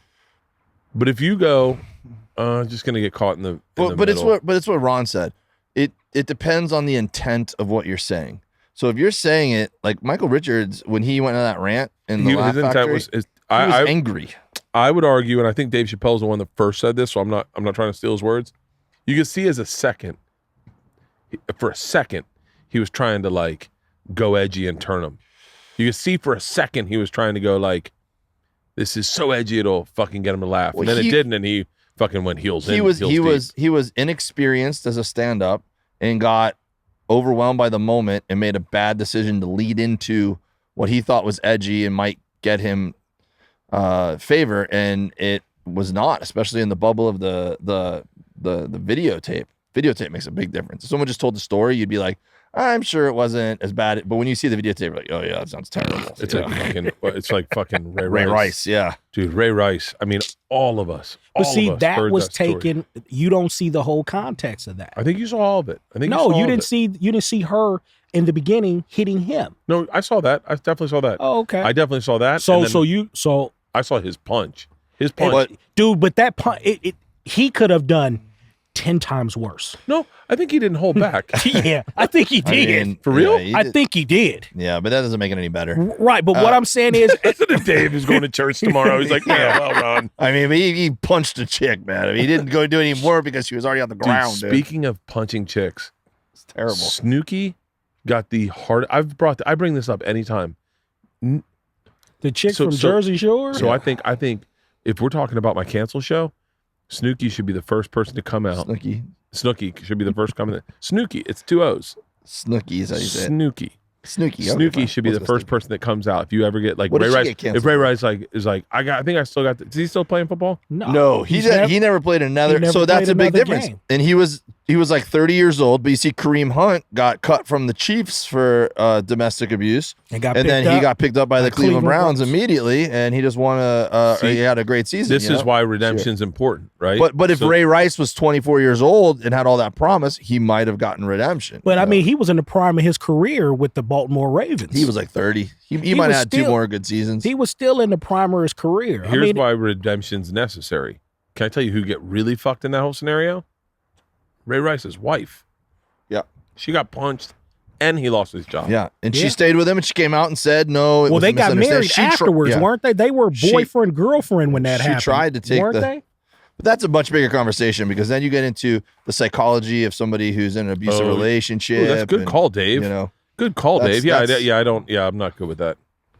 And by the way, I've been in unhealthy relationships, like just bad ones where I'm like, I'm certain if you put it under the microscope of what today's things are, I was abused and I did it right back. Like meaning not physically, but like mental, emotional, young kid relationships where you say hurtful shit and you it doesn't help that you are very witty and quick with comebacks. I've said some slappable things. I've been slapped. So let me ask you this. Since we got on the Ray Rice thing, look at, I take the Ray Rice incident where what he did was horrific. Yeah. I won't, it was. Ray would say that. True. And he has come out and said it. Just like Robert Ory would say that he's not as important to his basketball. Let's not get on that because we don't want to get on that. We don't want to get on that. We don't want to get on that because Tom Brady is not one of my favorite people. All right. Sorry to interrupt your deep point. Sorry, go ahead. So I just don't like Tom Brady. I'm happy that there's Tampa the truth. There's always I'm an happy underlying that bias Tampa Bay in every won strong the Super opinion. Bowl, but I just don't like Tom Brady. Okay. I think Tom, if you listen to the podcast, it's nothing against you, does. bro. Big So what would Ray say? No, what I was you talking about redemption. Look at what was because one guy decided to take a stand against the NFL or just injustice in this world. His whole career was thrown away behind it. Who? Colin Kaepernick. Where's Colin the Kaepernick redemption? is interesting, dude. Yeah. Where is that's a very we're extreme speaking case, on for sure. redemption. Where is his redemption? He committed, did nothing wrong. Can I tell you? I think that Colin Kaepernick is a very interesting self-examination on, and I'm saying this to people listening, is a very interesting self-examination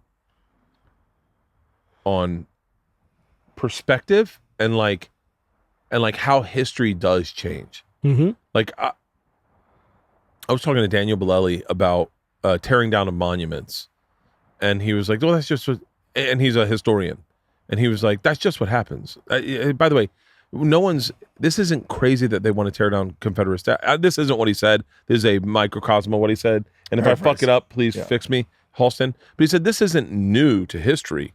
Whenever history changes and progress, they tear down the old ones. They're like, fuck that guy, we're different. So this isn't brand new. So there is always going to be a shift. And then once they tear them down, one day you're like, yeah, why would we have Stalin up? Like that guy was a cunt. And so, and I feel comfortable saying that. But Colin Kaepernick's an interesting study because when he first started kneeling, even I was like, dude, we're in the middle of a war or something, right? Were we in the middle of a war or something? It's the Spanish-American War. We were right in the But middle. I was like, taking a knee during the national anthem? You can't do that. Like, you can't do that. And then the first person I talked to about it was Burr. And Burr said to me, hey, man, if a multi-millionaire is willing to risk his career based on what he feels is right and wrong, maybe you don't have to agree with him. You should listen. Mm-hmm. And I went, okay. And I'm always, as you guys know, my political opinions and always, I'll shift and I'll listen and I'm never like dialed in cement. And so I went, yeah. And now you look at it, and I heard Dave Chappelle say it. He said, the same people, I said this to Leanne today at lunch, she got emotional.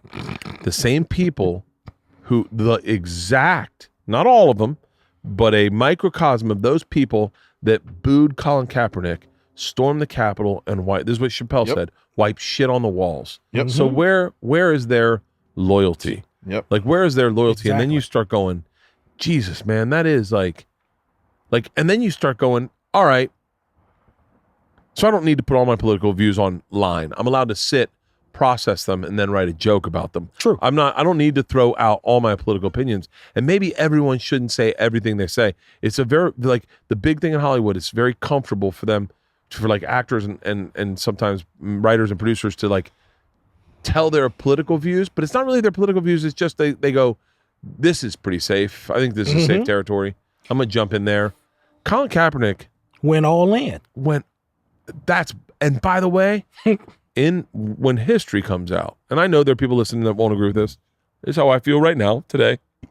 I believe that when history comes out, people are going to remember him probably more than they do Kevin Couch. Well, not Kevin Couch. He's a fucking DJ, I know. Tim Couch. But I'm a fucking quarterback. Tim Couch was a quarterback. Yeah, but like they're gonna go. Cleveland Browns. Random one, but yes. Played at University of Kentucky. But yes, Never exactly. took a knee. 100%. Yeah, it's kind of crazy. And then you start going like, and when you talk about change, you go, do we need the national anthem at the beginning of the game? Mark Cuban's not playing him before Mavericks games now. Well, he's being forced to now. Really? Only because that they're allowing fans back in certain states, and that goes to say, look at by these. the way, big fan of the national anthem before a game. Okay, but big Cried watching Whitney Houston on the treadmill sing the national anthem. Yeah. Cried. but big business. Now the NBA didn't have a problem with Mark Cuban not playing it as long as there weren't fans in the arenas. But the minute they start letting fans back in, now they've come out and said that it has to be played. I'm cool with it being played. I also don't go to enough games and I'm also buying beer at that time. Yeah. So I'm not gonna miss it. And that's the, But see, the perfect point is that people make it seem like all of a sudden, because it became a topic, that it's this thing that we've all treated as a holy moment, and we all have moments to remember watching Whitney Houston or during wartime. The vast or whatever. majority of national anthems was this. But asshole, my dad, asshole, take your fucking hat off. Yeah. And I'm like, huh? He's like, put your hand on your fucking heart. They're singing the national anthem. I'm like, oh, sorry. I'm watching Leroy Selman warm up. Those same guys who are all of a sudden pretending like it's so important to them, probably 75% of the games they went to, they were taking a leak, buying beers, doing other things during the national anthem. Don't ever forget, you can be a Karen. Like that same thing about you show outrage. How dare Colin Kaepernick? And then the second you get in the rotunda, you're taking your hand, wiping shit on the walls, and then taking a picture of Nancy Pelosi's seat. And you know what? There's another thing I should correct myself on. I don't know where I said this. I might have been with Bert, I think. But I talked about, I'm just being candid. And look, I know this is my podcast. I'm not going to edit it. I want to be honest always. I complained about some representative that I'd never heard of talking about the storming the Capitol and how scary it was. And I at the time I'm reading a lot of books on World War II. Right now I'm reading a lot of books about the revolutions in South America. But at the time I was all over World War II. And I was like, man, George W. Bush fucking got shot, almost shot. Gosh, I think got shot down just outside Japan in the Sea of China, and you never heard a word from that fucking guy. And then here you got this woman who they stormed the Capitol. She was actually totally safe. We never heard of her, and she's crying. And I'm not gonna say what Bill said or whatever. You can find it, but it was like the conversation was a lot of it's about. She also has to get reelected. You know, if you don't get, that's the way the world works a little bit. And I was like, yeah, my grandfather. You got to play ball to agree. If you get an opportunity to get on CNN, you should take it. Tell your story, live your truth, whatever. And I was like, my grandfather went to. Speaking of Bill Burr, there he goes, right? Yeah. Look up. My grandfather stormed the beaches in Normandy, and my dad said he never spoke about it once. And then now we're talking about shift of perspective and allowing that. I don't really know who AOC is. I don't know any of her politics. All I know that people don't like her, like that she's not well liked. Mm-hmm. And I went and she was talking about how afraid she was when they stormed the Capitol. And immediately I went, oh yeah, they would have ripped her limb from limb. Yeah. Like that woman would not be alive. And the people who would rip her limb to limb aren't people who otherwise, before 4 years ago, given two shits about politics or known who she was. But because of the way the world has evolved in the past 5 years or so, and because of the way we consume social media and our opinions are stoked, and depending on what news network they watch, all of a sudden they're very angry. Very angry. Yeah. Oh, you can find your anger. Your phone does it for you. Mm-hmm. My phone, I wake up at my phone, and that's why I stopped looking at Twitter. Like looking at the news. I used to read Twitter news. It just goes like this shit. How dare Jamie Foxx protect Robert Downey Jr.? And then I'm like, fuck you. I like Jamie Foxx. And now I'm sweeping through going, oh, my phone knows that I like Jamie Foxx. And it's going like, this will get him on his phone. Yeah. It's crazy, man. It sucks dick. But you know what? Like even watching The Crown, and you see how. Don't get me started on The Crown. Yeah, but you see how like the headline of the newspaper, it's not a new thing. It's just more widespread now. But the newspaper headline, it affects their lives daily, you know? Winston Churchill will wake up and be like, all right, what's in the fucking headlines today? And that affects the popular opinion, and now that's going to be the, you know, how their mindset is affected, you know? It's not a new thing. It's just the vehicle that delivers that information to people have changed and become more prolific. Go ahead. No, you say it. How did the three of us turn into such a deep podcast? I know. I thought we were going to tell a couple of stories about getting wasted. No, I think, you know, I think this is what a lot of times when we're on the road, this is where our conversations ended. Yes. Is with and then they'd end not so beautifully. Being me going, you wouldn't fuck Melania Trump. You're telling me you wouldn't fuck Melania Trump. You're telling me you'd pick. And I'll say her name, Michelle Obama. And if former President Barack Obama, if you do listen to the podcast, yes, I think your wife is one of the hottest women in the world. And if I had a chance at her, you better look out, buddy. Obama, if Okay, you're watching now this, please follow me at Dave W Comedy. That'd be really All right, cool. Barack Obama, if you listen, I know you listen to the podcast. Yeah, big fan. Big fan. Shout out. Big fan of yours too. Let me tell you this. I'm being real right now.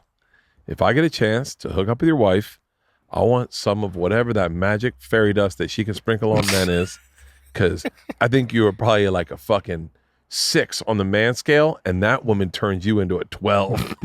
Sometimes it's the woman you're with that turns you into the man you are. And let's be Ain't real. that the truth? Barry wasn't going to be president.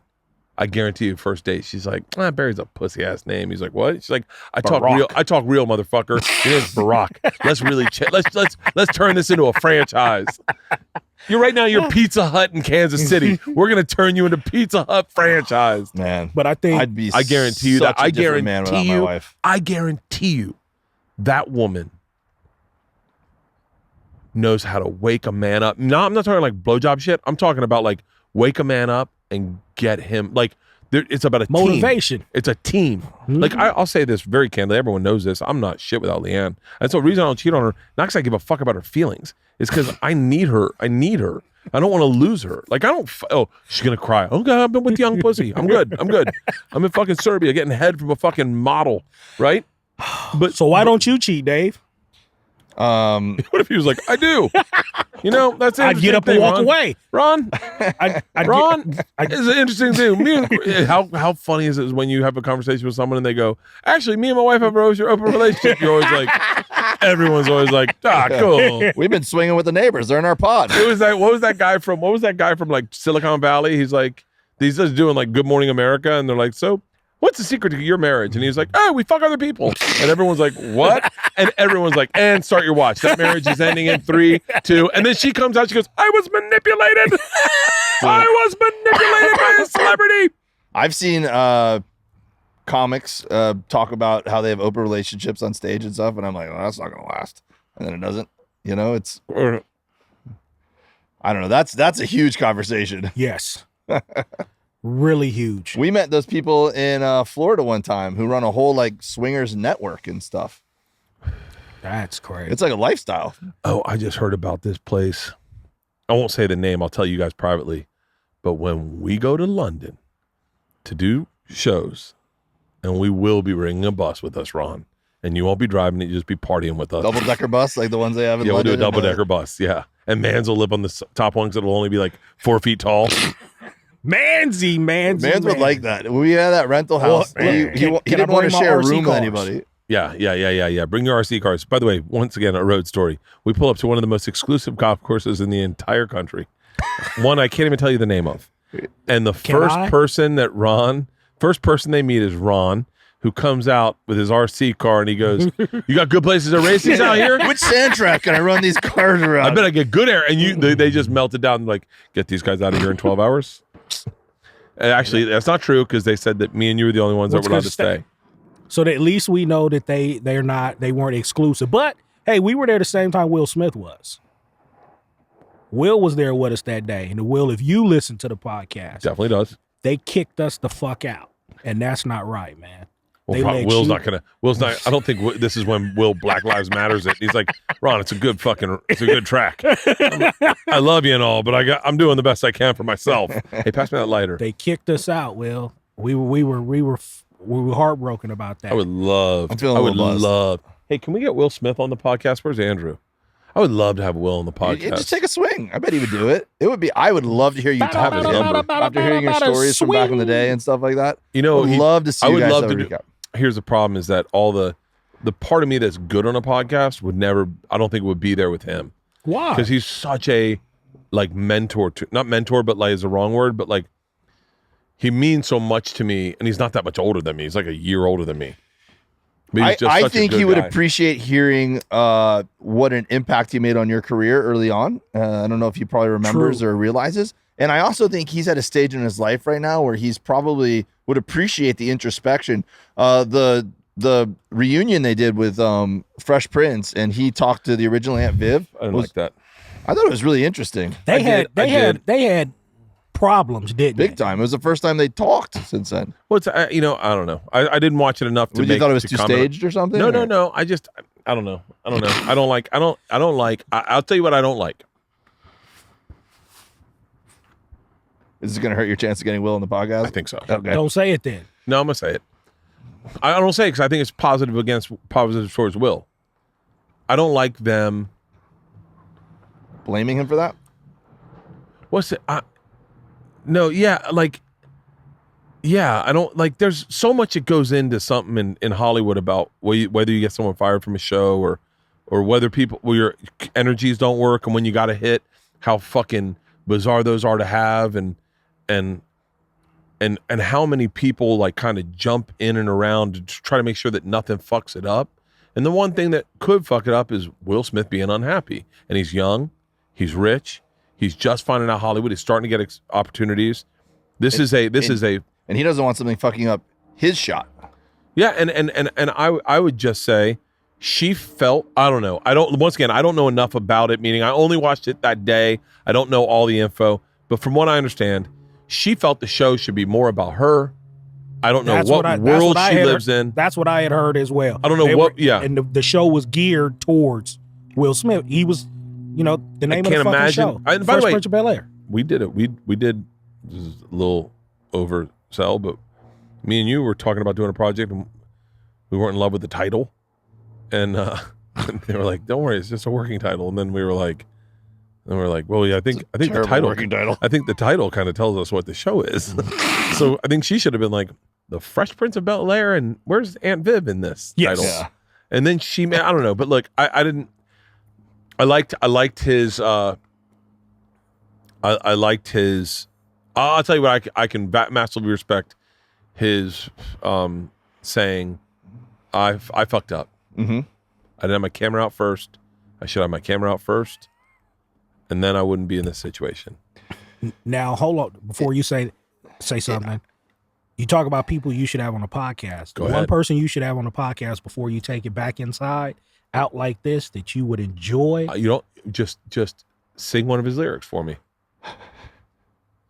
Sipping on gin and juice, Lay back. With my mind on my money and my Dude, money I and think my this money. Slim with the tilt the brim. What's my this would be motherfucking the name? perfect atmosphere for you and Snoop. It needs to start. Can I tell you? I already thought of that. It needs to start at like 3:45 because this lighting is perfect, in my opinion. Okay. I like both. Well, I'm not getting sunburned. Yeah, It everyone's was an equal pretty light. aggressive up until this, but Smoke I would a love to few have Snoop. blunts. I would love to have Snoop on the podcast. Smoke a few He blunts. Have some makes drinks. that show, bro. You're great on the show, Shit. but I laugh out loud at some of the stuff he says. Him and Cody Rhodes. I know. By the way, I'm not shitting on me, Rosario, and Jennifer, but like Cody's really good at his job. And let's be very real, Cody runs AEW. AEW is I think the biggest thing going on TBS right now. It's like the biggest thing. And Practical thought they were Jokers, TNT. AEW, TNT, same. Yeah. It's all one family. But Cody's impact on that show is you can't ignore it because he really is. He just brought Sting back. Dude, Cody is one of my. Maybe I'll get Cody and Snoop on the podcast. That would be cool. Great. That would be cool. But I got to get that happen. Do that and see if Rosario will come do the podcast. with Rosario Leanne. is too smart for me. No, I said come and do it with Leanne. I think that she's would be too great. smart for both of us. Wow. Rosario's like, she's not like, she's someone who's like very like initiative forward, meaning like she's on top of shit. Like I'm not on top of shit. So what Rosario would want, I'd love to have Rosario on the podcast, but I know for a fact how we hung out, and how I hung out with Rosario was always like, hey, whatever happened to that guy from Kids? Remember the one that gave you AIDS? Like whatever happened to that one? She was on Kids. I don't know if you know what that is. Yeah, it's a very provocative movie. Oh yeah. I was like, I Yeah. thought you were thinking of Kids Incorporated. No. No, yeah, she was on Kids. She was in Kids. Oh, okay. She was she got AIDS, right? No, that's Her character did. no. Hey, did Rosario have AIDS on in Kids? By the way, just the callousness of how I'm talking about this, Rosario would be like, it's HIV, first of all. And she just correct me, it's just because that's how you're supposed to talk about things. But I would love to have Meanwhile, we're Rosario. asking our producers to check it, and none of them are here. It's just Halston. I'd love but- to have Rosario. Like I met Rosario's husband or boyfriend, Before you guys left? Corey Booker. Banks, Corey Booker, Corey Booker. and I did not know anything about him. And then someone was like, "Oh, Rosario's boyfriend's here." And I was Corey like, Booker. yeah, thank you, Ron. Yep. You know who he is? See, this is Congressman. why we are friends, Ron. Okay. Okay, so I'm standing next to him. We're doing a photo shoot, and I go, "Who are you thinking of? No, The guy from Living Color?" no, I was just about to say, so you basically, you were doing to him the same thing you did to, who's the owner of the New York Knicks? James Dolan. James Dolan. When we were in the, I did worse to James Dolan, in my opinion, than I did to. I might have done worse to Cory Booker because he said to me, he goes, "How you doing?" I said, "Good." all I know is Rosario's boyfriend's here. He's a vegan. That's all I know. So I go, we're doing a photo shoot and we're kind of like waiting in line. We're all tested. He's got a mask on, standing next to him. I said, "You're Rosario's boyfriend?" He goes, "I am." I said, "Cool." I said, "What do you do?" He goes, "I'm a politician." I was like, "For a living?" He goes, I was joking a little bit, but he goes, I make a living. I go, "Nice." I go, what do you do in politics?" He goes, "I'm a senator or something." And I go, "Is that the one with two or the one where they're like, anyone can get that job?" And he goes, "You're thinking of House of Representatives." Yeah. And I went, "Okay, cool." I go, "So you're like legit?" And he goes, "Oh, yeah, I mean, you can say that." I go, "You want to be president one day?" And he goes, I ran for president." Yeah, it was I said, "When?" Nominee. I said, "When?" And he goes, "I just ran for president." I said, "Did you want to do it?" And he goes, "I wouldn't have done it if I didn't run for it." Did you feel about that big? No, I don't know who the guy is. I was like, "Cool." I said, "Well, you got my vote." And he goes, Someone "I didn't don't know if I watch want the it." And I was like, "All right." And then I go to Snoop. I go, "You know, Rosario's husband like wanted to be president." He goes, "He ran for president." I go, "No, but he also wanted to be president." But I don't follow politics enough to know who he is. I wouldn't. If you Okay. told me like all the people that ran for president, I know is all I remember. The ones that stick out to me Ross Perot. is Buttigieg. I like Buttigieg. Pete. Pete Buttigieg and Andrew Yang are the only ones I really remember off that list. Oh my God. Thank you, sir. He just watched the entire movie. Fast forward. Casper's the one I was asking her about. So all I ever talked to Rosario about is Casper, the friendly ghost. Casper in that movie was That'd be funny if you had her on the podcast and you just talked about Casper for 2 hours. Rosario's awesome. Jennifer's awesome. I remember I went up to Jennifer and I was like, by the way, I'm sure these are stories I all told in press for these, but I said, I got a pretty good singer. She was like, "Oh yeah?" I was like, "Yeah, I can really belt it out." I sang in I college. actually am a really great singer. And now all the hosts are around, so we'd all get mic'd around the same place. And I started singing Hallelujah. Have you ever heard Jennifer Nettles sing Hallelujah? I No, bet it's awesome. She has got a voice. Bro. She's got pipes. Legit. She has, she's got pipes. Yeah. dude, she can. I will tell you something about Jennifer that is like super close to Leanne. Like, because they're both very real, regular, like Southern there's- girls. Yes, Southern girls who just they're not really impressed by a lot of shit. I'm sure it comes from Jennifer. She's very worldly also, but like just it takes a lot to impress them, and it takes a lot to make them laugh. And then once you make them laugh, you're like, okay, I got them. I remember I went into Jennifer's trailer one afternoon because I would run and play basketball right by where her trailer was, and she had a bed in her trailer. I go, "How'd you get a bed in your trailer?" She's like, "Dummy, we all have beds in our trailers." I said, "What?" She goes, "It's a Murphy bed." And I go, "The fuck's a Murphy bed?" It's in the wall. What? Yeah, she goes, "It's in the wall." And I went, so I go into my room. I'm like looking for the fucking bed, going, "Where the fuck's the Murphy?" And I'm looking for buttons. And then I was like, I kind of went out and I go, "Hey, do I have the same trailer as Jennifer?" And they go, "You do." I said, "Do I have a bed in my trailer?" And they're like, "Yeah." I go, "Cool." So I go back in. I can't find the fucking bed to save my life. I swear to God, it's like flush with the fucking wall. And then I go into Snoop's room. He's got a fucking bed in his. And I'm like, someone's got to get my bed down. And then I put the bed down in my bed. Too late. Now, what was funny is you trying to jump up on that stage. Oh, That's when I thought of the day we did the CrossFit Yes. stuff, because we made a big deal out of jumping. There was a bar you had to jump over, and we had a competition over and over We'll again. just say that But- I jumped the highest. Let me tell you what knowing Bert, I'm gonna tell you what happened to Bert that day. Bert looks at the stage and goes, I could clear that. I've cleared that before. Because Bert's sneaky athletic, right? And Mickey Mantle yeah. gene, bitch. And Bert's looking at that, but then when he got about halfway up, he remembered, oh shit, I'm wearing jeans.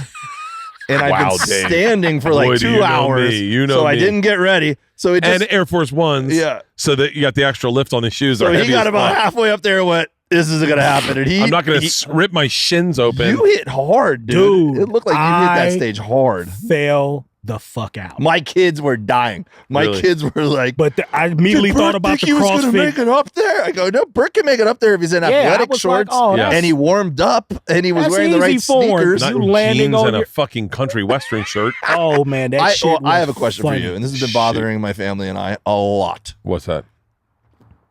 Why don't you guys do wardrobe changes? Did you guys do all of the episodes in one day? So, yeah. No, we didn't. We shot all of the first round in the same wardrobe because we didn't know How many we episodes didn't know did we cut up? and we into? didn't know how many. We didn't know if like you needed to edit someone out or switch around I don't think you ever switched around the competition, but you didn't know if like what 3 ones would go in what show together. You knew who would go, who There's would 2 win. rounds per episode, or 3 rounds per episode. 3 rounds per episode, but you didn't know like who would go. Like you wanted to pair the best 3 in the best show. So or maybe I'm telling way too much, but so theoretically you wouldn't have just gone. There's no reason to go. So we're shooting 3 today, and those 3 will go in that show. You're like, might as well shoot 3 and then pair a great one, a mediocre one, like pair the best to make the best, strongest show. And then the same, I don't think the same happens for the semifinals, but so that we shot the same outfit for all of the first rounds. So that, and there was also a problem with like, by the way, right now, Conrad, my executive producer, is like, that's not why we did it at all. You're actually totally wrong and taking the thunder out of our show. Yeah. But there was also like, Well, I guarantee people have been thinking it because I know my family did. So well, you also can't, we had to you couldn't shoot them all in this is why. Maybe I'll call Conrad. Let me call Conrad. I mean, we extended the possibility that there's obviously a reason why you would do it now during COVID protocols or whatever, in the way that you guys shot it unorthodoxly. But we just couldn't really figure out why when most shows would do 1,000 wardrobe changes, you know? So, and the other problem is you would have people, I'm going to call Conrad. He'll know exactly. CONRA. I would have much rather you call your PA. He would also know. We'd also go like, all right, so we got high jumper He against didn't. monster truck. Well, there's only 3 days Thank you. where Sir. we can shoot dirt in the rotunda. So we had to organize those Okay. and fill the dirt in, and so it would be crazy for me to be switching out of clothes in and out.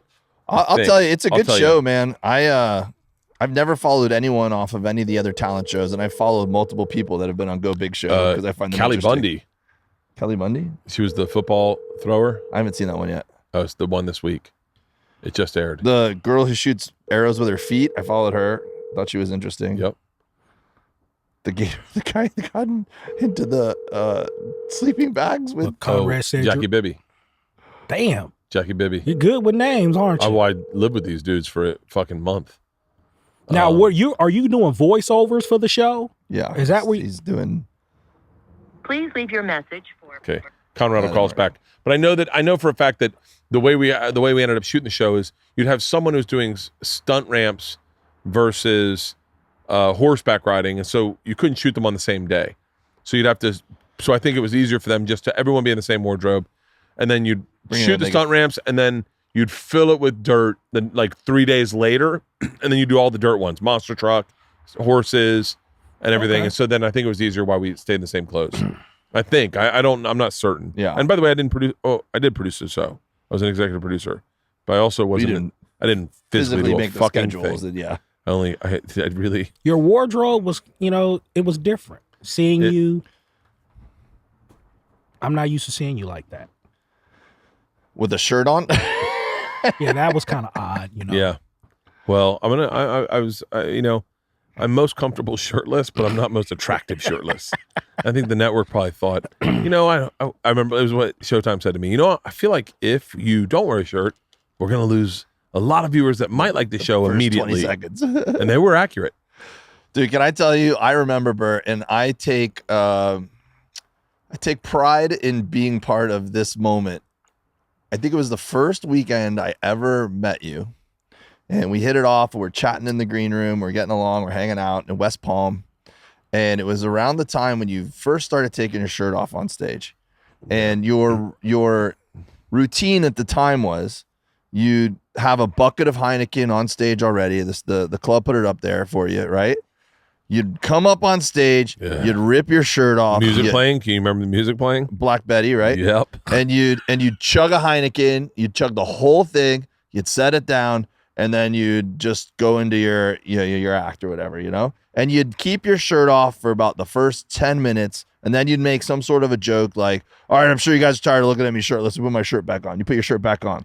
But that's how you would open every show. And they loved it when you ripped shirt off. So then you and I were having beers after one of the nights and we were talking and you go, man, I got to tell you, the crowd really loves it when I take my shirt off. But you're like, I don't want to be known as that guy. I want to be taken seriously. I did not say that. I'm telling you, maybe I'm misquoting. But no, you're allowed to. By the way, my recollection of what I've said and not said is fucking for shit. But you were figuring it out at the time. You were figuring it out. You go, I don't know if I want to be known. Like you were worried that people in LA wouldn't respect you if you were known as the guy who takes a shirt off. And sometimes they don't. Keep going. Yeah. But you were like, yeah, I don't want. And I'd be like, yeah, I could get that. I go, man, the crowd really likes it. And you're like, yeah, they really like it. I mean, it kills every time, right? And it really sets the tone. When you rip your shirt off, they go fucking nuts. It's so much fun. It hasn't dissipated. It hasn't lost its luster. 2%. It's like now when you go on stage and you rip that shirt off, the crowd. It makes me giggle. They're like, so hard. Did it. It makes me giggle. It is like the one of the purest joys is when I take my shirt off and I hear them. It's almost like they're like, it's so much fun. But I love that you didn't chicken out whenever that was when I met you 10, 12 years ago when you started doing it and go like, I want to be taken seriously. I'm not going to do it. You just said, fuck it. This is who I am. And you went the other way. Instead of putting it back on every 10 minutes, you leave it off the entire show now. And your fans love it. And it's become who you are. And it's true to who you are. It's very true to who I am. But one of the people that convinced me to be closer to who I am is Cowhead. Because he watched my first special. And I said, what did you think? And he goes, it was okay. And I said, what do you mean? It was like, you're my friend. You're supposed to say it was amazing. And he was like, nah, I mean, it's okay. He was like, I don't know, your shirt was on. He's like, no, you're the guy that comes up, rips his shirt off, and that's who you are. And then all of a sudden you go up and you're in a collared shirt and jeans and like, I don't know, it just seemed odd. It didn't seem like you. And I went, well, that's definitely not what my intention is in doing stand-up, is for me to do it good on the road and then do a special and it be mediocre. Yeah. And then I think that was 2009 and I started really leaning into trying to find out who I liked me as. And I was like, and then that's when the shirt started coming off. But that's staying off. When you're trying to find yourself, it's not always easy to see with your own eyes. And that's why it's so important to have people around you that will shoot you straight.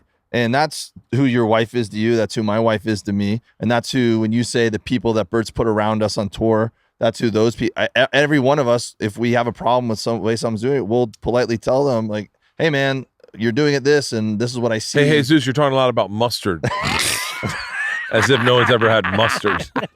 We understand that you and your dad just had mustard for the first time last week, but we've been eating it our whole life. But those a lot of the people in this audience have had mustard before also. Those are great people to have in your life, though. People will be really honest with you. Your friends who call you on the Cowhead telling you that, Fucking, who were we with? Was it who ran our backstage so perfectly? What was his name? For the outdoor shows. What are you talking about? No, it wasn't our Matt. Production manager. Larry. Just standing in the back, arms folded, shirt buttoned up at the top, wrist button on his shirt, mask on, sitting next to me. He goes, so he just went to a deli, huh? And I went, yeah, I guess so. I guess it's been, he hasn't been going to a lot of. Oh, he's like, wait till he finds out about mayonnaise, huh? Zeus. My Fucking God. the best. Waited till he was 30-something years old. I can't to learn believe how to swim. buzzed I. Yeah, right. That was probably, that run right there was probably one of the funnest 2.5 weeks I'd ever had in my life. That was the first post-COVID run. That Yeah. was the Yes. first run in COVID. That was our run to North Carolina. You That know, was us fucking playing fun. fucking water polo. Oh, You know, that talk about self-recognition too. That's when I brought the water polo ball and we were having a blast playing a version of water polo in the hotel pool. And Bert walks in and sees us doing that and he goes, "You guys realize you're like making Dave's life right now." Right? And I was trying to contain my excitement of how much fun it was. You guys were willing right? to do Right, this. I told you this would be fun. Yeah, You like the You guys like, you don't understand how excited Dave. And I'm like, you're right, Bert. I'm so excited inside right you like now. the kid that was habitually molested that shows up at camp. Like, guys, it's not. It's cool, right? It feels good. It feels good. It feels good. Just ignore A it. little bit of a stretch of an analogy, but yeah. My analogies suck lately. Find a nice amputee, and then That and the race was the best for me. the race was hilarious. yeah. I get people walk up to me that like, dude, you guys should do another one. But that was, so we got it on video and Andrew cut it up into an awesome clip. But what was so cool about watching that on film is it was so authentic. It wasn't you guys manufacturing a moment because you thought it would be good. It's truly how you guys are. But you want to know Competitive. what You guys was were excited funny? in the moment. It was genuinely entertaining. What makes me laugh every time I watch it What's that? is the fact that, and I don't know if people realize that I didn't know all the shit Bert was talking when I got off the bus. Like, I'm gonna kill him. Yeah. I'm gonna kill. It was like he didn't Put your sneakers on. he didn't realize that once I put my money on the line, if I had to trip him, I wasn't gonna lose. Well, you know what it was. You know where my confidence came from. That you thought I was not an athlete. No, it was the New Era factory when we did bench press, Oh, and I was like, "Oh, I got this in the bag." I benched that 20 times. I fucking get a murder run. Yeah. You then don't, I you forgot- don't run with your I upper forgot. body, buddy. Yeah, I forgot Ron's been running that's his whole what life. was the funniest when it aired. I was like, "Oh, this motherfucker was serious. He you- really thought he was about to win. That he was going to beat me. You only beat me by an inch of visceral gut. Doesn't matter. Well, Ron, when they came out and Bert asked me, he goes, "Dave, who do you got?" I He go, said, "Is it a long race? Because I got you all day, Bert, because I know that you train for that." Right. And I go, "But if it's a short race," I go, "I think Ron could be sneaky fast." And He you know was what? fast. I'll lay the You- challenge you- down right now. You're working out. I've lost 20 pounds since You look we've great, been- Ron. We've been off tour. "I'm not racing you now. Then I haven't Yeah. lost shit. I'm still fat as fuck." We can set this up for after you come back from shooting the movie. Because I will have lost about another 20, 25 pounds by then. So you're gonna look like Same thing, just gut gone. you do look skinnier. Not everybody is. I've gone down in the 220s. I was when 20. yeah. I remember I was at what were you when we- 249. Oh, when we all weighed in and took our blood pressure. Mhm. I was 256 on the bus when we did our weigh-in. I was 242 last week before Super Bowl, but I've gone to shit this past week. I'm back to snacking on pizza dip. So my wife got all the stuff to make that pizza dip, which I brought. God. That was good Oh, shit, right? You know, we just didn't even use crackers. We just scooped it out with spoons. I went back and watched some of the video and I saw you guys spoon it. I go, they really like that pizza dip.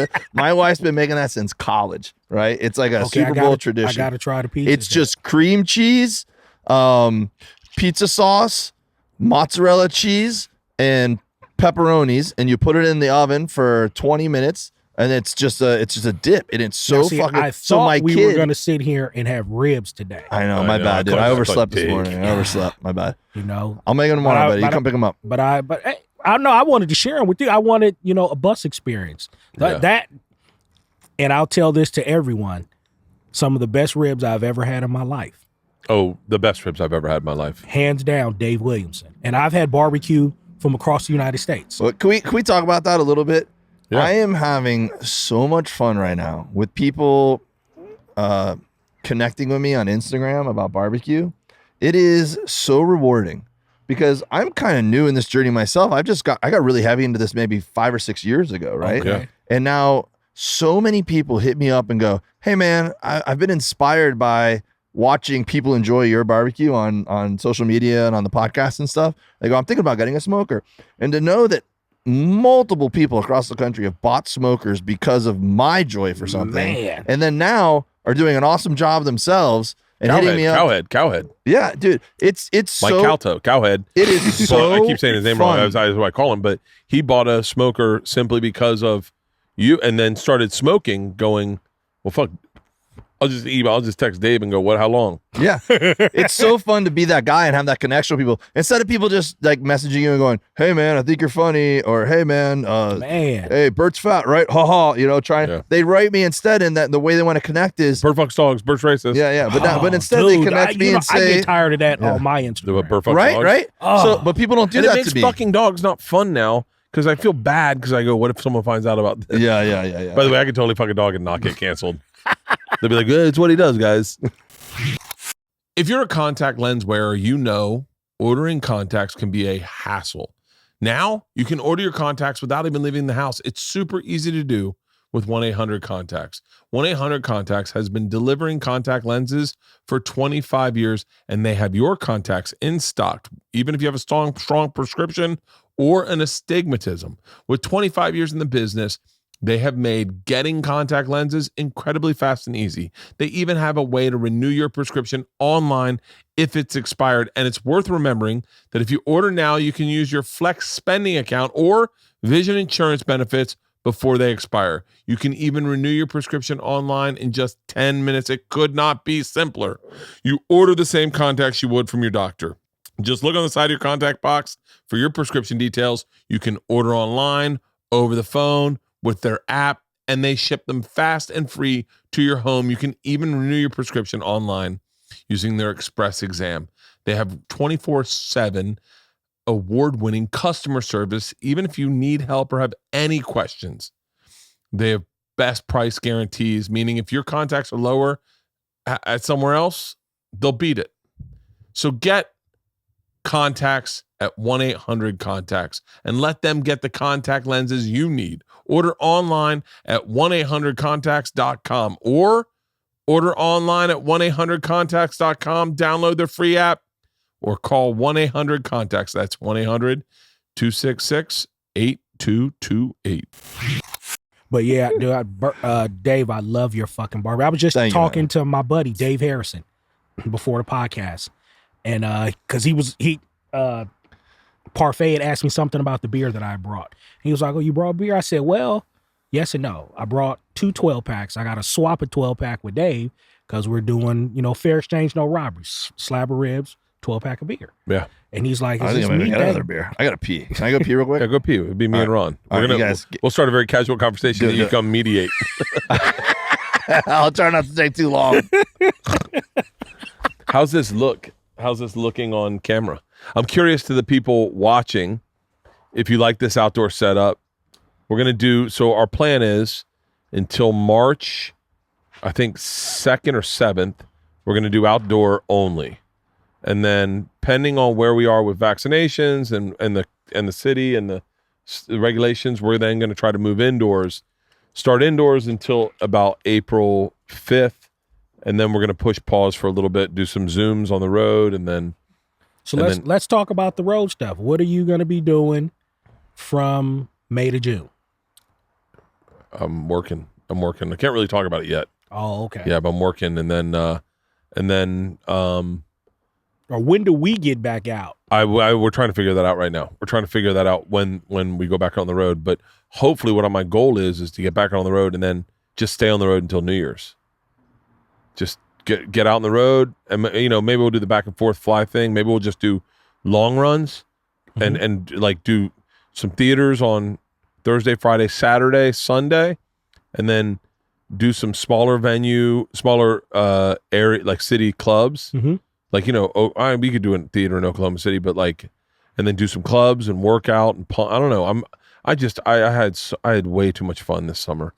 I had way too much fun. It was really unhealthy for me. It amazes people that I tell them, hey, I toured. How'd you do that? I said, he found a way for us to go out 4 fucking times. And they're like, wow, man, you know, you guys, man, we had a fucking blast. We had a blast. It's funny that I felt guilty about it because I felt, you know, I don't know what's going on in my head. I think it's maybe perspective shift, but I felt guilty that I was able to do it. Meaning, not every comic could go out and just sell a drive-in movie theater, you know, with 900 cars. Yeah. So I felt guilty. I felt guilty going like, not only am I doing it, I'm having a blast, and so many of my friends, I'm not talking about like people I don't like who don't like me, but my friends can't go out and do what they love to do the way I love. It's like, it's a weird, like, even I get jealous when I see Rogan and Chappelle and at Stubbs, and I go, not this is a weird thing, but I go, I wish I lived in Texas where I could, or I wish my wife was cool enough where I could just move to Texas for a month and just do shows, you know. And I actually could. I think Leanne would let me, but not with what's going on. You know, she'd be like, well, stay home for a little while. But I actually got guilty. I felt guilty about it because I'm watching so many of our friends in stand-up go through mental illness issues with not doing stand-up. Wow. Like, literally starting to this pandemic's been rough on everyone. It's been rough on everyone across the board. So I won't just say stand-ups, but my friends are stand-ups. So I see my friends having rough times with staying home and not doing what makes them sane. Right. And I felt guilty that I was doing it. Okay, let me ask you this. Do you think more comics could have did what we did? No. It was too hard. It's too hard of a ticket to sell. But I think also, like you mentioned, and it's a little bit of of who you are. Is like Anthony Jeselnik, who is brilliant, probably sells more tickets than me on a day-to-day basis, any venue. The people that like Anthony Jeselnik aren't going to go and tailgate. Okay. Your fans are perfect for that pivot. Yeah, they're people listen to this podcast and are very similar to me. So we went last night to the drive-in movie theater with the girls. How'd you like I had a fucking blast. And it's so funny, all the stuff where Leanne starts panicking. I can't hear the audio. I go, they're working on it. Calm down. They're working on it. And I can only imagine being in the car with my friends and boozing, or being able to turn it around and tailgate, put up some chairs. Fucking Dave put up a smoker. I thought of all the fun every time at this day. The ice cream truck. Now, is it an ice cream truck or is it a soft serve truck? So I have no idea. He only runs on the inside streets. He doesn't come out to us. Ron, one of the first jokes I had that was like a good joke, like that worked, is what I mean by that, is where I had this joke. I remember it. Yeah. This is what I hate about black people. We'll keep going. No, that was not the joke. No, it was about... You ever say a word with the ER at the end and everyone gets upset? That was my early stuff. Yeah. No, it was about ice cream truck music, and I talked about how I'd play jokes on kids, and I bought ice cream truck. Make them suck your dick. I remember this joke. Like, I play the music and they get in my van. I'd be like, whenever I have a you want to taste saucer? It's melted a little bit. You're trying to get me canceled. Keep going. So this joke about ice cream trucks. It was a joke about ice cream truck music, and then I put when I did my first CD, my first album, I did a secret track at the end of it with ice cream truck music. And so people could do the joke themselves to kids, drive around and crank up ice cream truck music. And then kids come running out, you turn it off real quick and you go, oh, what? Secret tracks were fucking hilarious. Right. Can I tell you? This is probably But then a couple of years ago, a story came out saying the ice cream truck song was racist. Oh, it is. Oh, I'm like, ugh. Yeah, So I saw that. The label emailed me and was like, "Do you want to pull this for your album?" I'm like, "I don't know. We have to go that far." I mean, my album's like ice 10 years cream old. truck music is racist. I think it was, and white people are superior to the black race. It was some old slave time. It is. Yeah. Look, here's the deal. Anything in the past was a little racist. Like eeny, meeny, miny, mo, racist. You know that, right? No. Eeny, meeny, miny, mo, catch a... Yep. There you go. Yep. Yep. Well, we got our Instagram clip for this week. Yeah. Oh my God. You didn't know that? Oh, I guess why would you guys sing it that way? Tiger. Yeah. Oh my God. Wait, this is a fun game. This is a fun game. Keep going, Ron. Dave Harrison, this is why he had me on the podcast for these moments right here. Who's Dave Harrison? His friend. Buddy of mine. Yeah. Oh, who you're telling about my ribs? Yeah, but I told him when he come, he drives for Breaking Benjamin. He's Breaking Ben's driver, but he also has Harrison Motorsports. He hauls cars. He's an enclosed car hauler. So that's what he's doing right now. So I told him if he gets a couple of cars to come to Cali, let me know. Come to LA. I'll reach out to you, go grab some ribs. Yeah, dude. Just for the record, Dave and I didn't sing that Eeny, Meeny, Miny, Mo song, but we know that's what it was. I've seen that news story. Yeah, I've seen that news story. Where you, even as a kid, you're like, wait, for real? Is that like who, what, how? And then I would love to be the first, I would love to meet the first progressive white kid, or the white kid who was playing with all black kids who was like, all right, put your hands out. Eeny, Meeny, Miny, Mo. Catcha. Tiger. And they're like, what is this? And it's like, this is how we pick teams. Okay. You know what? Put your potatoes out. Small potatoes only. I don't think that one was racist.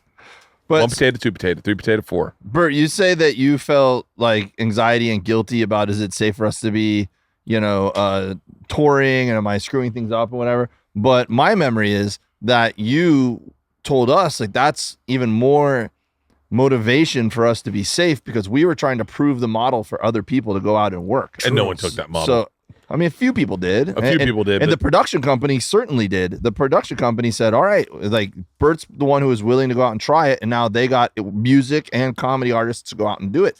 So I remember you telling us, like, guys, it's not just us, like, trying to stay safe for us. And obviously we would lost money, but you were like, we need to do this so that other comedians can go out and do it safely and prove that it works. People hit me up, and then a lot of people. I think it's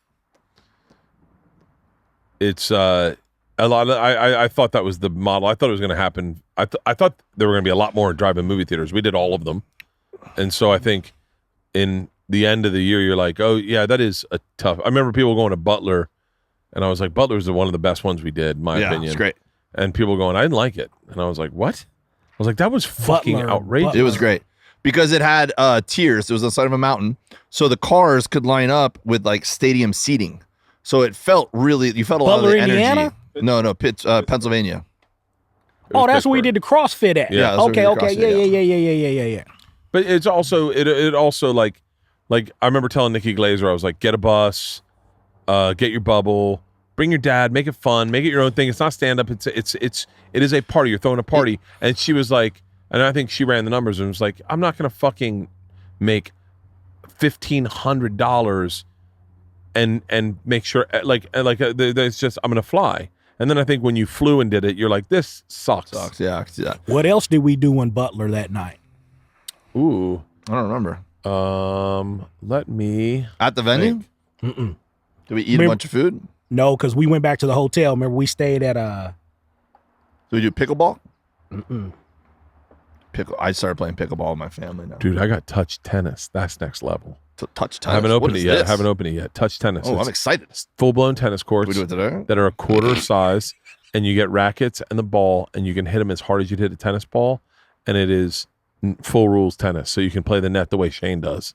He cheats? Yeah. Shane likes to crowd the net. Fucking Shane. we took pictures up underneath the McDonald's. Good shot by me. It had your the marquee. Yeah, that's when I knew. That's when I knew I made it. Is when that McDonald's stayed open.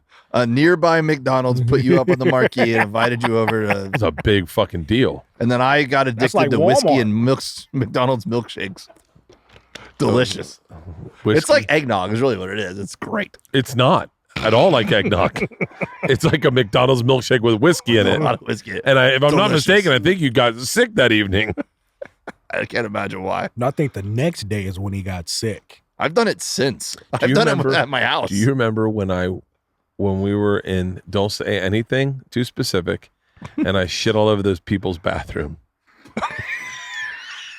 I think that was like the day after our first McDonald's tirade, right? I think it was. Yeah. Tulsa, Binge. Oklahoma. After Tulsa, Oklahoma. Yeah. No, we went. Yes, to, it was. It was. No, it was. It was. We drove all night, Yeah.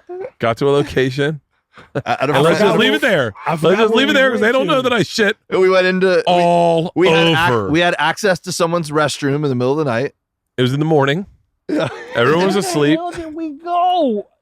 I'll tell you later. He doesn't want to. Yeah, I remember Tulsa though, because I was the one that went to McDonald's. Can you bleep these out? We stayed at house in Colorado. The lake where we went on the boat. We went skiing. Oh, and he went. No, that was 2 days later. Yeah, we drove all night, and then we got there.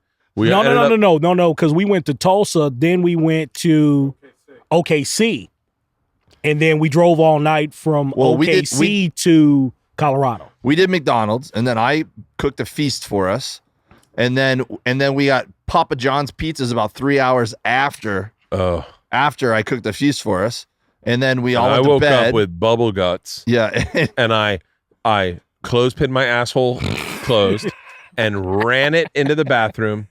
And I just misjudged. If I had given myself a second earlier, we've all been there. I shit all over the toilet, all over the walls, all over the windows, the floors. Oh my God! And I had a moment. The downstairs. Now they're gonna figure out who we're talking about. But in the downstairs bathroom, and then I sat back and I looked at it and I thought, do I get the bus to just turn on and leave, and I never speak to this person again, or do I clean this up? And I went, Bert, you're going to be throwing up a little bit, but you're cleaning it up. It's just peanut butter. Let's do it.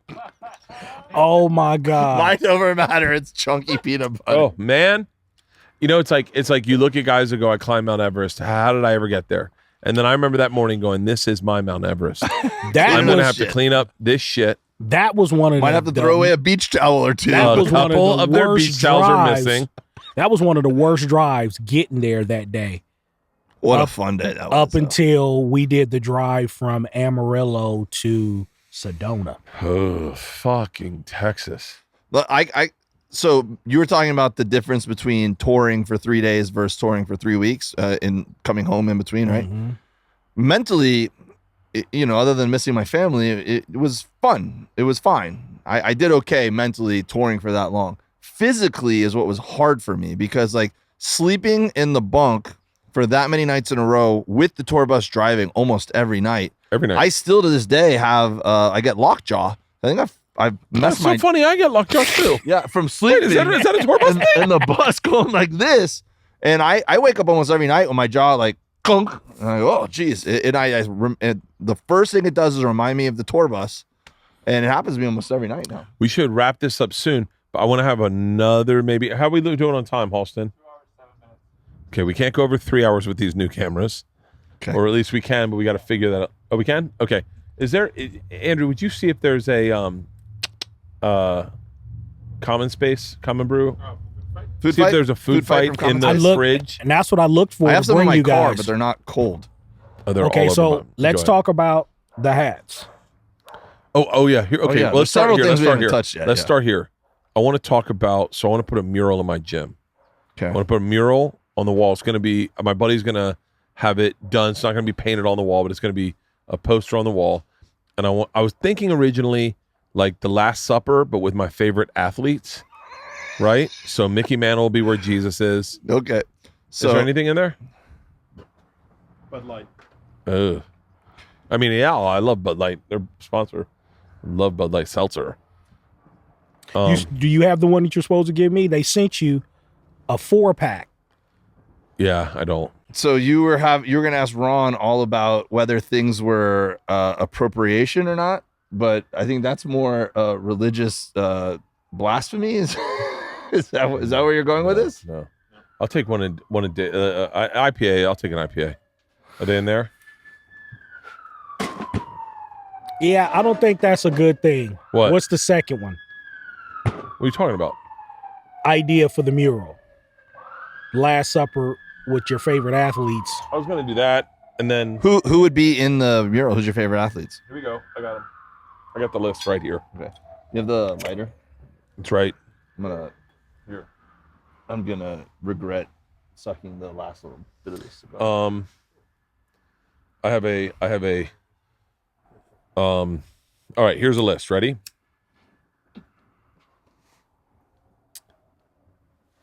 List of athletes that inspired me, right? Where I can look at them and go, if they did it, I can do it. Not meaning like, whatever. They could be successful, you could be successful. Or people that I enjoyed watching. John Rocker. No. God damn it.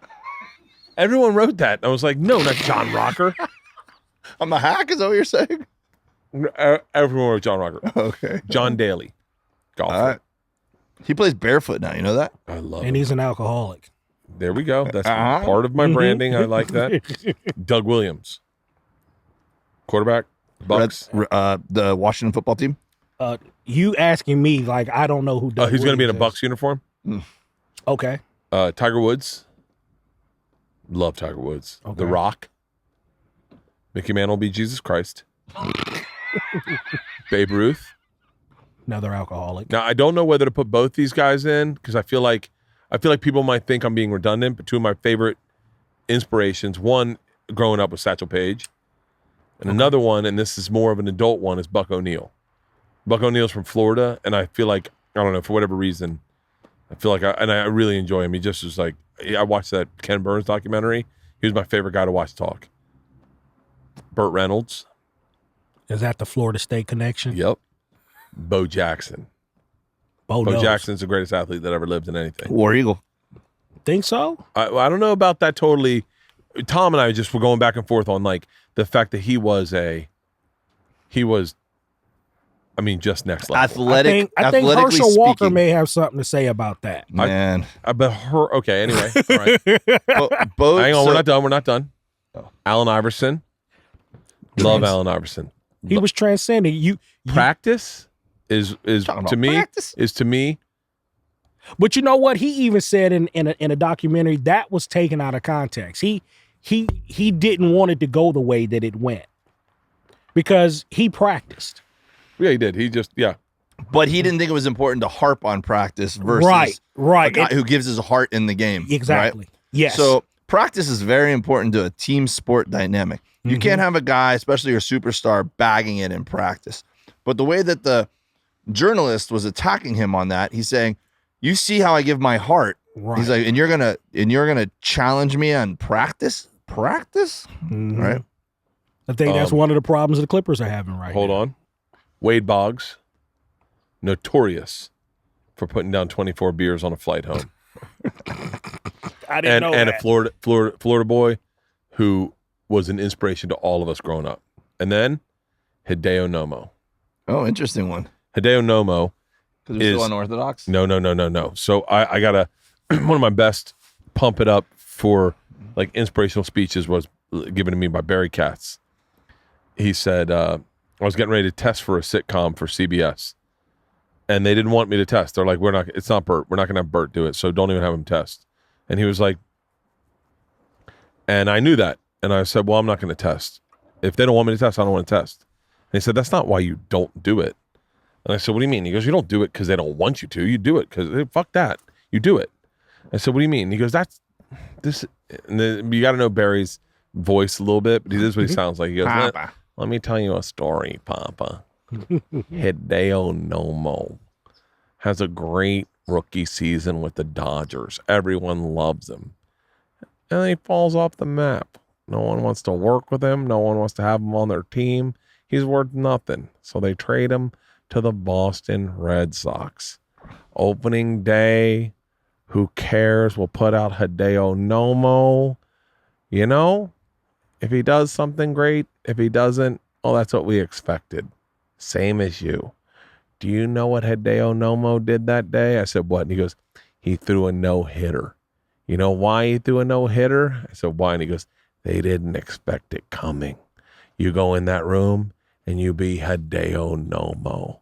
And I walked into that room and I booked that sitcom because I manifested Hideo Nomo. I walked in and I thought they don't expect shit out of me. So I have nothing to lose. I can go out and throw as hard as I want, as fast as I want. And the first thing I did is I made a joke about Les Moonves to Les Moonves.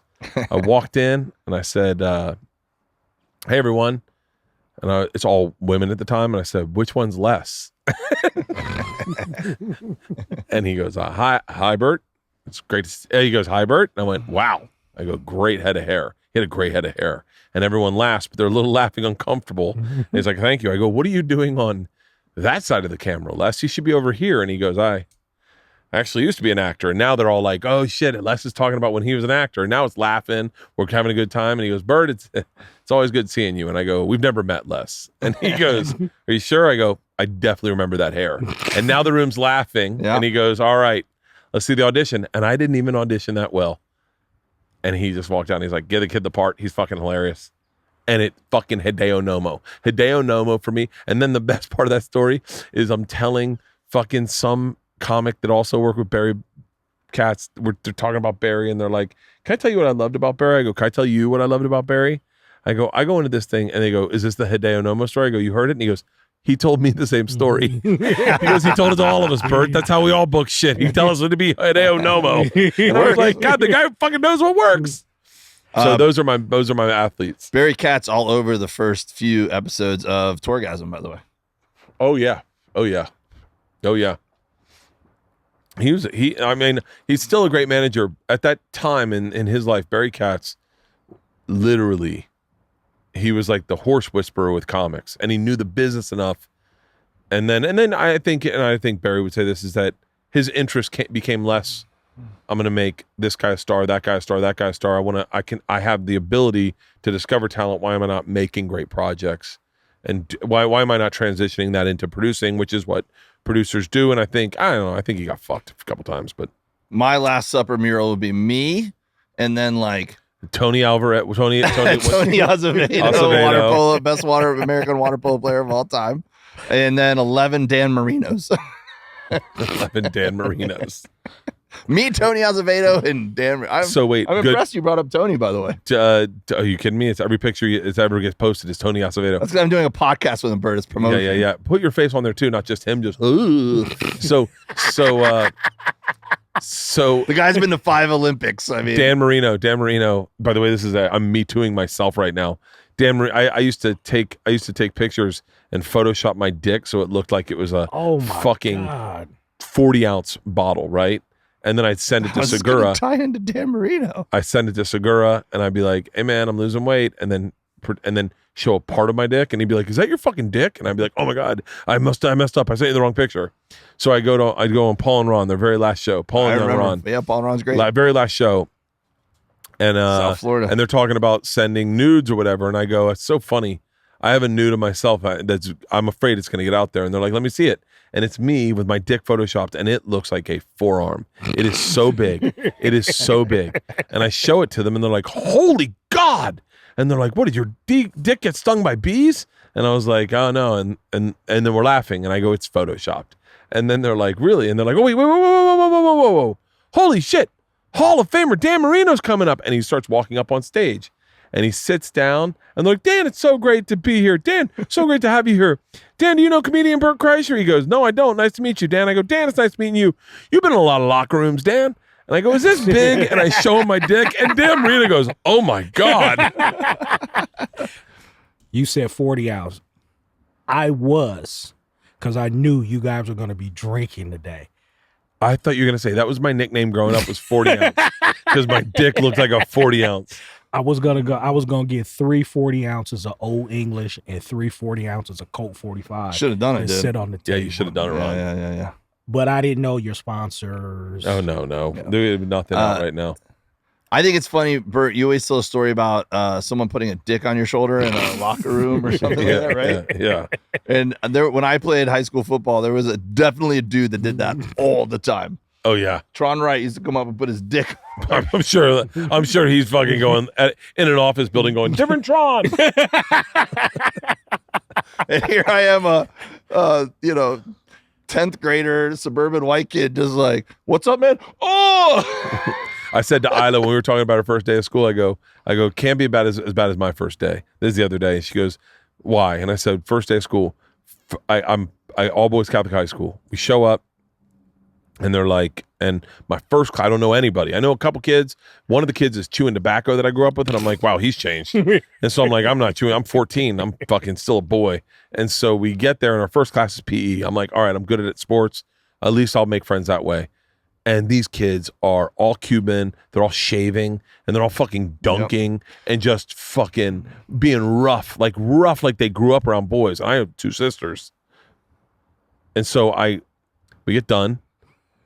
first, and I'm not making any friends. And we go into the locker room, and Coach Sapp was like, all right, hit the showers. And he was like, what? And he's like, everyone fucking shower. We're not going to have this school smell like an armpit. Everyone hit the showers. And I look in the shower, and I see 18, 17, 16, and 15-year-old boys in that shower. And I'm 14. Yeah. And I'm like, oh, fuck. And I'm looking at the dicks and the hair in there, and I'm like, I'm not set up to be in there. This is my first day of school. I don't know anybody.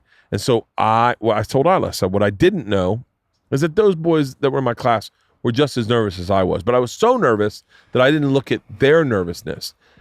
And I sat there, and she goes, what did you do? I said, I sat there. I didn't do anything. All of us sat there. I didn't realize they were nervous also. We were all just sitting there. We were sitting there so long that Coach Sayo, edit his name out, Coach Sayo comes up behind me, sees no one's getting dressed, pulls my pants down and goes, that's Kreischer's cock. You've all got one now. Get in the fucking showers. And I go, your day can't be that bad. She goes, I think I got it. Man, my parents sent me to an outdoor survival camp or whatever, right? Out in the middle of the Everglades. I'm in 6th grade maybe. And it was me and my buddy David Lean, who lives out in LA here, and I'm still buddies with him, and some other random kid from my neighborhood or whatever, right? 3 of us. Right now he's going, God damn it, he never remembered my name. So we go out in the middle of the Everglades to this camp. And I got there like they'd already. I was late, basically, right? We're supposed to check in at 2. I get there at 2:30. So they ran out of room in the 6th grade cabin. So they put me in the 8th grade cabin, right, or the 9th grade cabin, or some shit like that, right? We call this the recipe for getting molested. Oh my god, dude! It was a week of hell because these kids were they were rough kids too, man. They were backwoods. The kind of kids who would go to an Everglades hunting survival camp. You know what I'm saying? Yeah. In Florida. So we got to take a shower. It's communal showers, just like you would in a locker room or whatever. And all my buddies were like, I'm not going in there. I'm not showering with the 8th graders. Like, oh, we're going to get made fun of or whatever. And I'm like, no, I'm going to fucking take a shower. We have to. And I was not it wasn't because I was proud or brave. It was just my survival instincts kicking in going, no, we got to do it. We got to shower. We're not going to spend a week not showering after we've been out in the mud and stuff, right? So I just walk in, right? They start ragging on me, and oh my god, you don't have pubic hair, and blah blah blah, and all stuff, right? You don't have pubic hair. And I just what kind of kids did y'all go to school with? This is dude. I have 1,000 stories like this. But this is, I think, one of the things. I showered a lot. This is one of the. I used to look for showers. This is one of the things I think shaped me into a comic, kind of, right? And having the courage is that I just looked at these guys and I go, hey man, get it out of your system, make fun of me because I'm taking a fucking shower every day with you. So just get used to it, you know? And why were you guys I'm looking 3 years at other younger than you, guys' man. cocks? Exactly. Thank you, Ron. I had a guy when I was in junior high, kid older Fucking than Tron right, man. No. I got another Tron Ronster. So Coach Johnston was my linebacker coach in 10th grade. Coach Johnston was hilarious. I got a great story about him too. So Tron wants to try. Coach is always chewing tobacco. And so Tron keeps going, Coach, let me try some of that. He's like, you don't want some of this, Tron. Let me try some, Coach. So we gave him. You should probably edit these names out now that I think about it. It's okay. So, just change them all to Neil Brennan. Yeah. So Tron takes the chewing tobacco, puts it in his mouth, and swallows it. He thinks that's what you're supposed to do. Coach goes, boy, you didn't just swallow that, did you? And he goes, yeah. And he goes, uh-oh. And then Tron just goes, This isn't going to be good. Tron just goes, Sign this release real quick.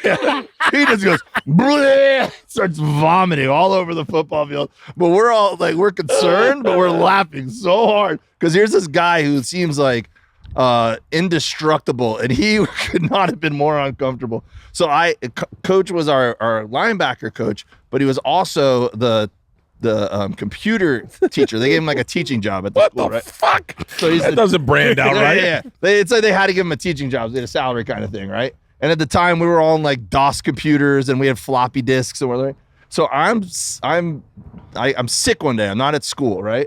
And we have these disks, and we would put our assignments on the disk every day, and then at the end of the week, the coach would take our disk and look at all our assignments and grade it. Well, my buddy Danny Holloway, who is the ultimate prankster, takes my disc out of the basket when I'm not there one day and goes back and he rewrites all of my assignments for the week. And one of the assignments was to write a business letter. So he takes the letter and he goes, Dear Coach Johnson, I hope it's okay that I write this here because I don't know how else to tell this to you.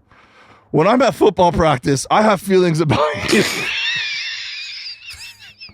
I don't know if this is normal or not, but I really look up to you, and I don't know if it's safe for me to tell you that I think of you as more of a coach, but more like, and he writes a love letter to my football coach. I have no idea he's done it.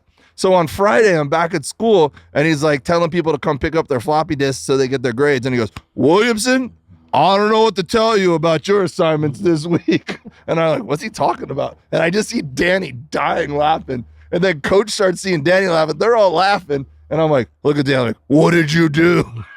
He's like, you'll see. See if he hugs you, Dave. Oh. All right, we should wrap this up. I have a Chinese New Year's. I got to celebrate. What? Oh, here, wait. Will you take a picture of this setup, Andrew? And just so we can post it. I'm so excited. This is, by the way, we should go up. We should. Oh, I'm fucking buzzed too. I'm definitely gonna regret those stories. And so, Lunar New Year's. What do you think of this hat? I like it. What do you think? I knew you'd like this. Okay, ready? So I've gotten really into the hat game. This one, Jailbirds. Okay. Yeah, I like the gold. I like the gold too. I like that because I'm a big Miss Pac-Man fan. Yeah, it's so I'm like hardcore. I must spend $100, $200 on minor league hats yesterday. Where'd you get them? I tweeted out. I said, "Yo, send me your favorite minor league hats," and people started sending me links, and it was like $29. And the first one, you're like, "Well, fuck, I'm buying that," and the second one, you were like, "Well, I got to buy that one," and the next one's $49. You're like, "Well, that's a fucking really dope hat," and then you get that. Next thing you know, I have like 9 hats coming my way. Oh shit, it's my wife. Hold on, let's see. It's Leanne. Hey, what's up, baby? We are gathering our things to start heading over there. Wait, great. Can you come by here and have Georgia drive my car over there? Oh, have you been drinking? Yeah, yeah, baby. I'm doing a podcast. Okay. Are you still podcasting? Oh, we just finished. Oh, okay. Yeah, I guess so. Yeah, just swing by here, and Georgia can drive me. Okay. Okay. Is there anything you need from here? No, I got everything, and I have the cash. All right. I'll see you there then. All right, I love you, baby. Bye. All right, That is so sweet. Let's wrap this up. Grab a drink. We'll all go up, take a look at the sunset from the deck. It looks really pretty. Nice. Yeah, and then and I'll show you the new house, and then and I got to be honest with you, I'm so grateful that you guys were my first live podcast. I felt very comfortable and safe with everything, and I think I feel good about it. And I hope everyone liked this look. I hope everyone enjoys this. We're going to do a few of these. We'll do some inside, and then we'll figure things out in the new year, or in the new year. I'm fucking buzzed. I'm buzzed. That's why George is coming to I drive had you. 2 drinks. I had a beer and a cocktail, and that's it. And by the way, I didn't enjoy the cigar as much as I wanted to. Why? Saw this video of Michael Jordan enjoy a cigar. He just enjoys them so well. It's hard to enjoy it when you're doing other things. You're right. A little bit. A cigar needs to be like a solo adventure. Like sometimes a cigar by yourself is like really cool. With no phone, no nothing. Yeah. Just sitting there, it's like meditating. Taking it in. I enjoy a cigar on a golf course. This is the only time I enjoy it when I'm doing something else. Because you're kind of like smoking one in between you hit, and then you throw it on the ground, and then you hit, and then you pick it back up. It's kind of in between, I Why do remember you doing throw that it one on- time, and one of my dad's friends was like, "Yeah, they don't put any fertilizer on that grass." I was like, "What?" He's like, Never thought of that. It's just changed my perspective. Shit, it's my wife. Well, thank What if you. she's like, "Just drive. You do it all the time." Hello. Forgot to ask you. You don't would do it all the look time. in your gym on the countertop and see if we left categories and taboo there. I can't find it. I will. I'll look for it and see if it's in there. Okay. Okay. Thank you. All right. Bye. Love you. Well, thanks for having us, Bert. And you're talking about comics having mental health, challenges because of not being able to do comedy during this period of time. And I think the comedy is obviously a big part of it, but a bigger part of it is that's how we see our friends. We have a lot of camaraderie within comedy, and going on those tours during this time and doing it in a safe way. That was one of the biggest advantages, was being in a bubble with my buddies and with you guys, and working was awesome, obviously, but just having the camaraderie and the fun really helped me survive the past year. So this was a little taste of that. So it was fun to do this. Thanks for inviting It was fun us. to get together. Yes. I miss you guys a lot. I really do. I do miss. I don't miss the tour. Yeah. We need to do this more. What if we just did? Yeah. What if you just pay us to go camping? Yeah. What if we just toured but didn't do Tour? shows? I think our significant others and whatnot would not particularly care for that. Tell them we're doing shows. They don't need to know. The paychecks not are going to be coming in. No, we'll pay everyone. We just got to figure that out. Okay, we can rob. We got to find a network to go. Like, hey man, you guys being on the road, man. We can become a bank robbing. I think they left in a big tour bus with a shirtless guy on it. Yeah, with a wrap on the side. Said Bert Kreischer. We would be the worst bank robbers in history. The Stick 'em Up store. It said. I know something I wanted to ask you. You guys run out of the bank. I'm still taking a How leak. was it hanging out with Stone Cold Steve Austin? Oh, it was great. He's awesome, man. The most generous dude, like comedy wise. Like he was just like he wanted to giggle. He was a blast. He was a fucking blast. I love Stone Cold. I just drank his beers the other day. Those beers are too much for me. They're really hoppy and really strong. And they're I enjoy really like strong. I get beers. fucking Shout wasted. out to El Segundo Bruco. Yeah. It's my hood. Awesome, guys. Thank you for watching. God bless America. Is that a hate crime? Should we end by singing the national anthem because we know every word? No, actually, let's sing a Snoop song. Okay. All right. From the depths of the sea, back to the black Snoop Doggy Dogs. I'll start the it. doc went solo on my ass. I was listening Long to Beach is the Wu-Tang spot where I Clan. serve my cane. Follow me, but don't lose your grip. 9 Trizay, that is it for me to fuck up shit. Oh, right? We can end it on that. All right, Dave. Good job. Thank you. All right. What's my motherfucking name? Snoop Doggy Dog. Because I creep through the smog and I creep through the Snoop Doggy Dog. My favorite is you can either edit this in or out. What someone goes, we're listening to It Ain't No Fun if the homies can't have none. It ain't no fun. It seemed so fun at the time. And the girls are in the back and they're like, what are they sharing? Categories. Oh, good stories, girls. Good stories. That's what your dad does for a living. Let's go watch that sunset, guys. All right, come on.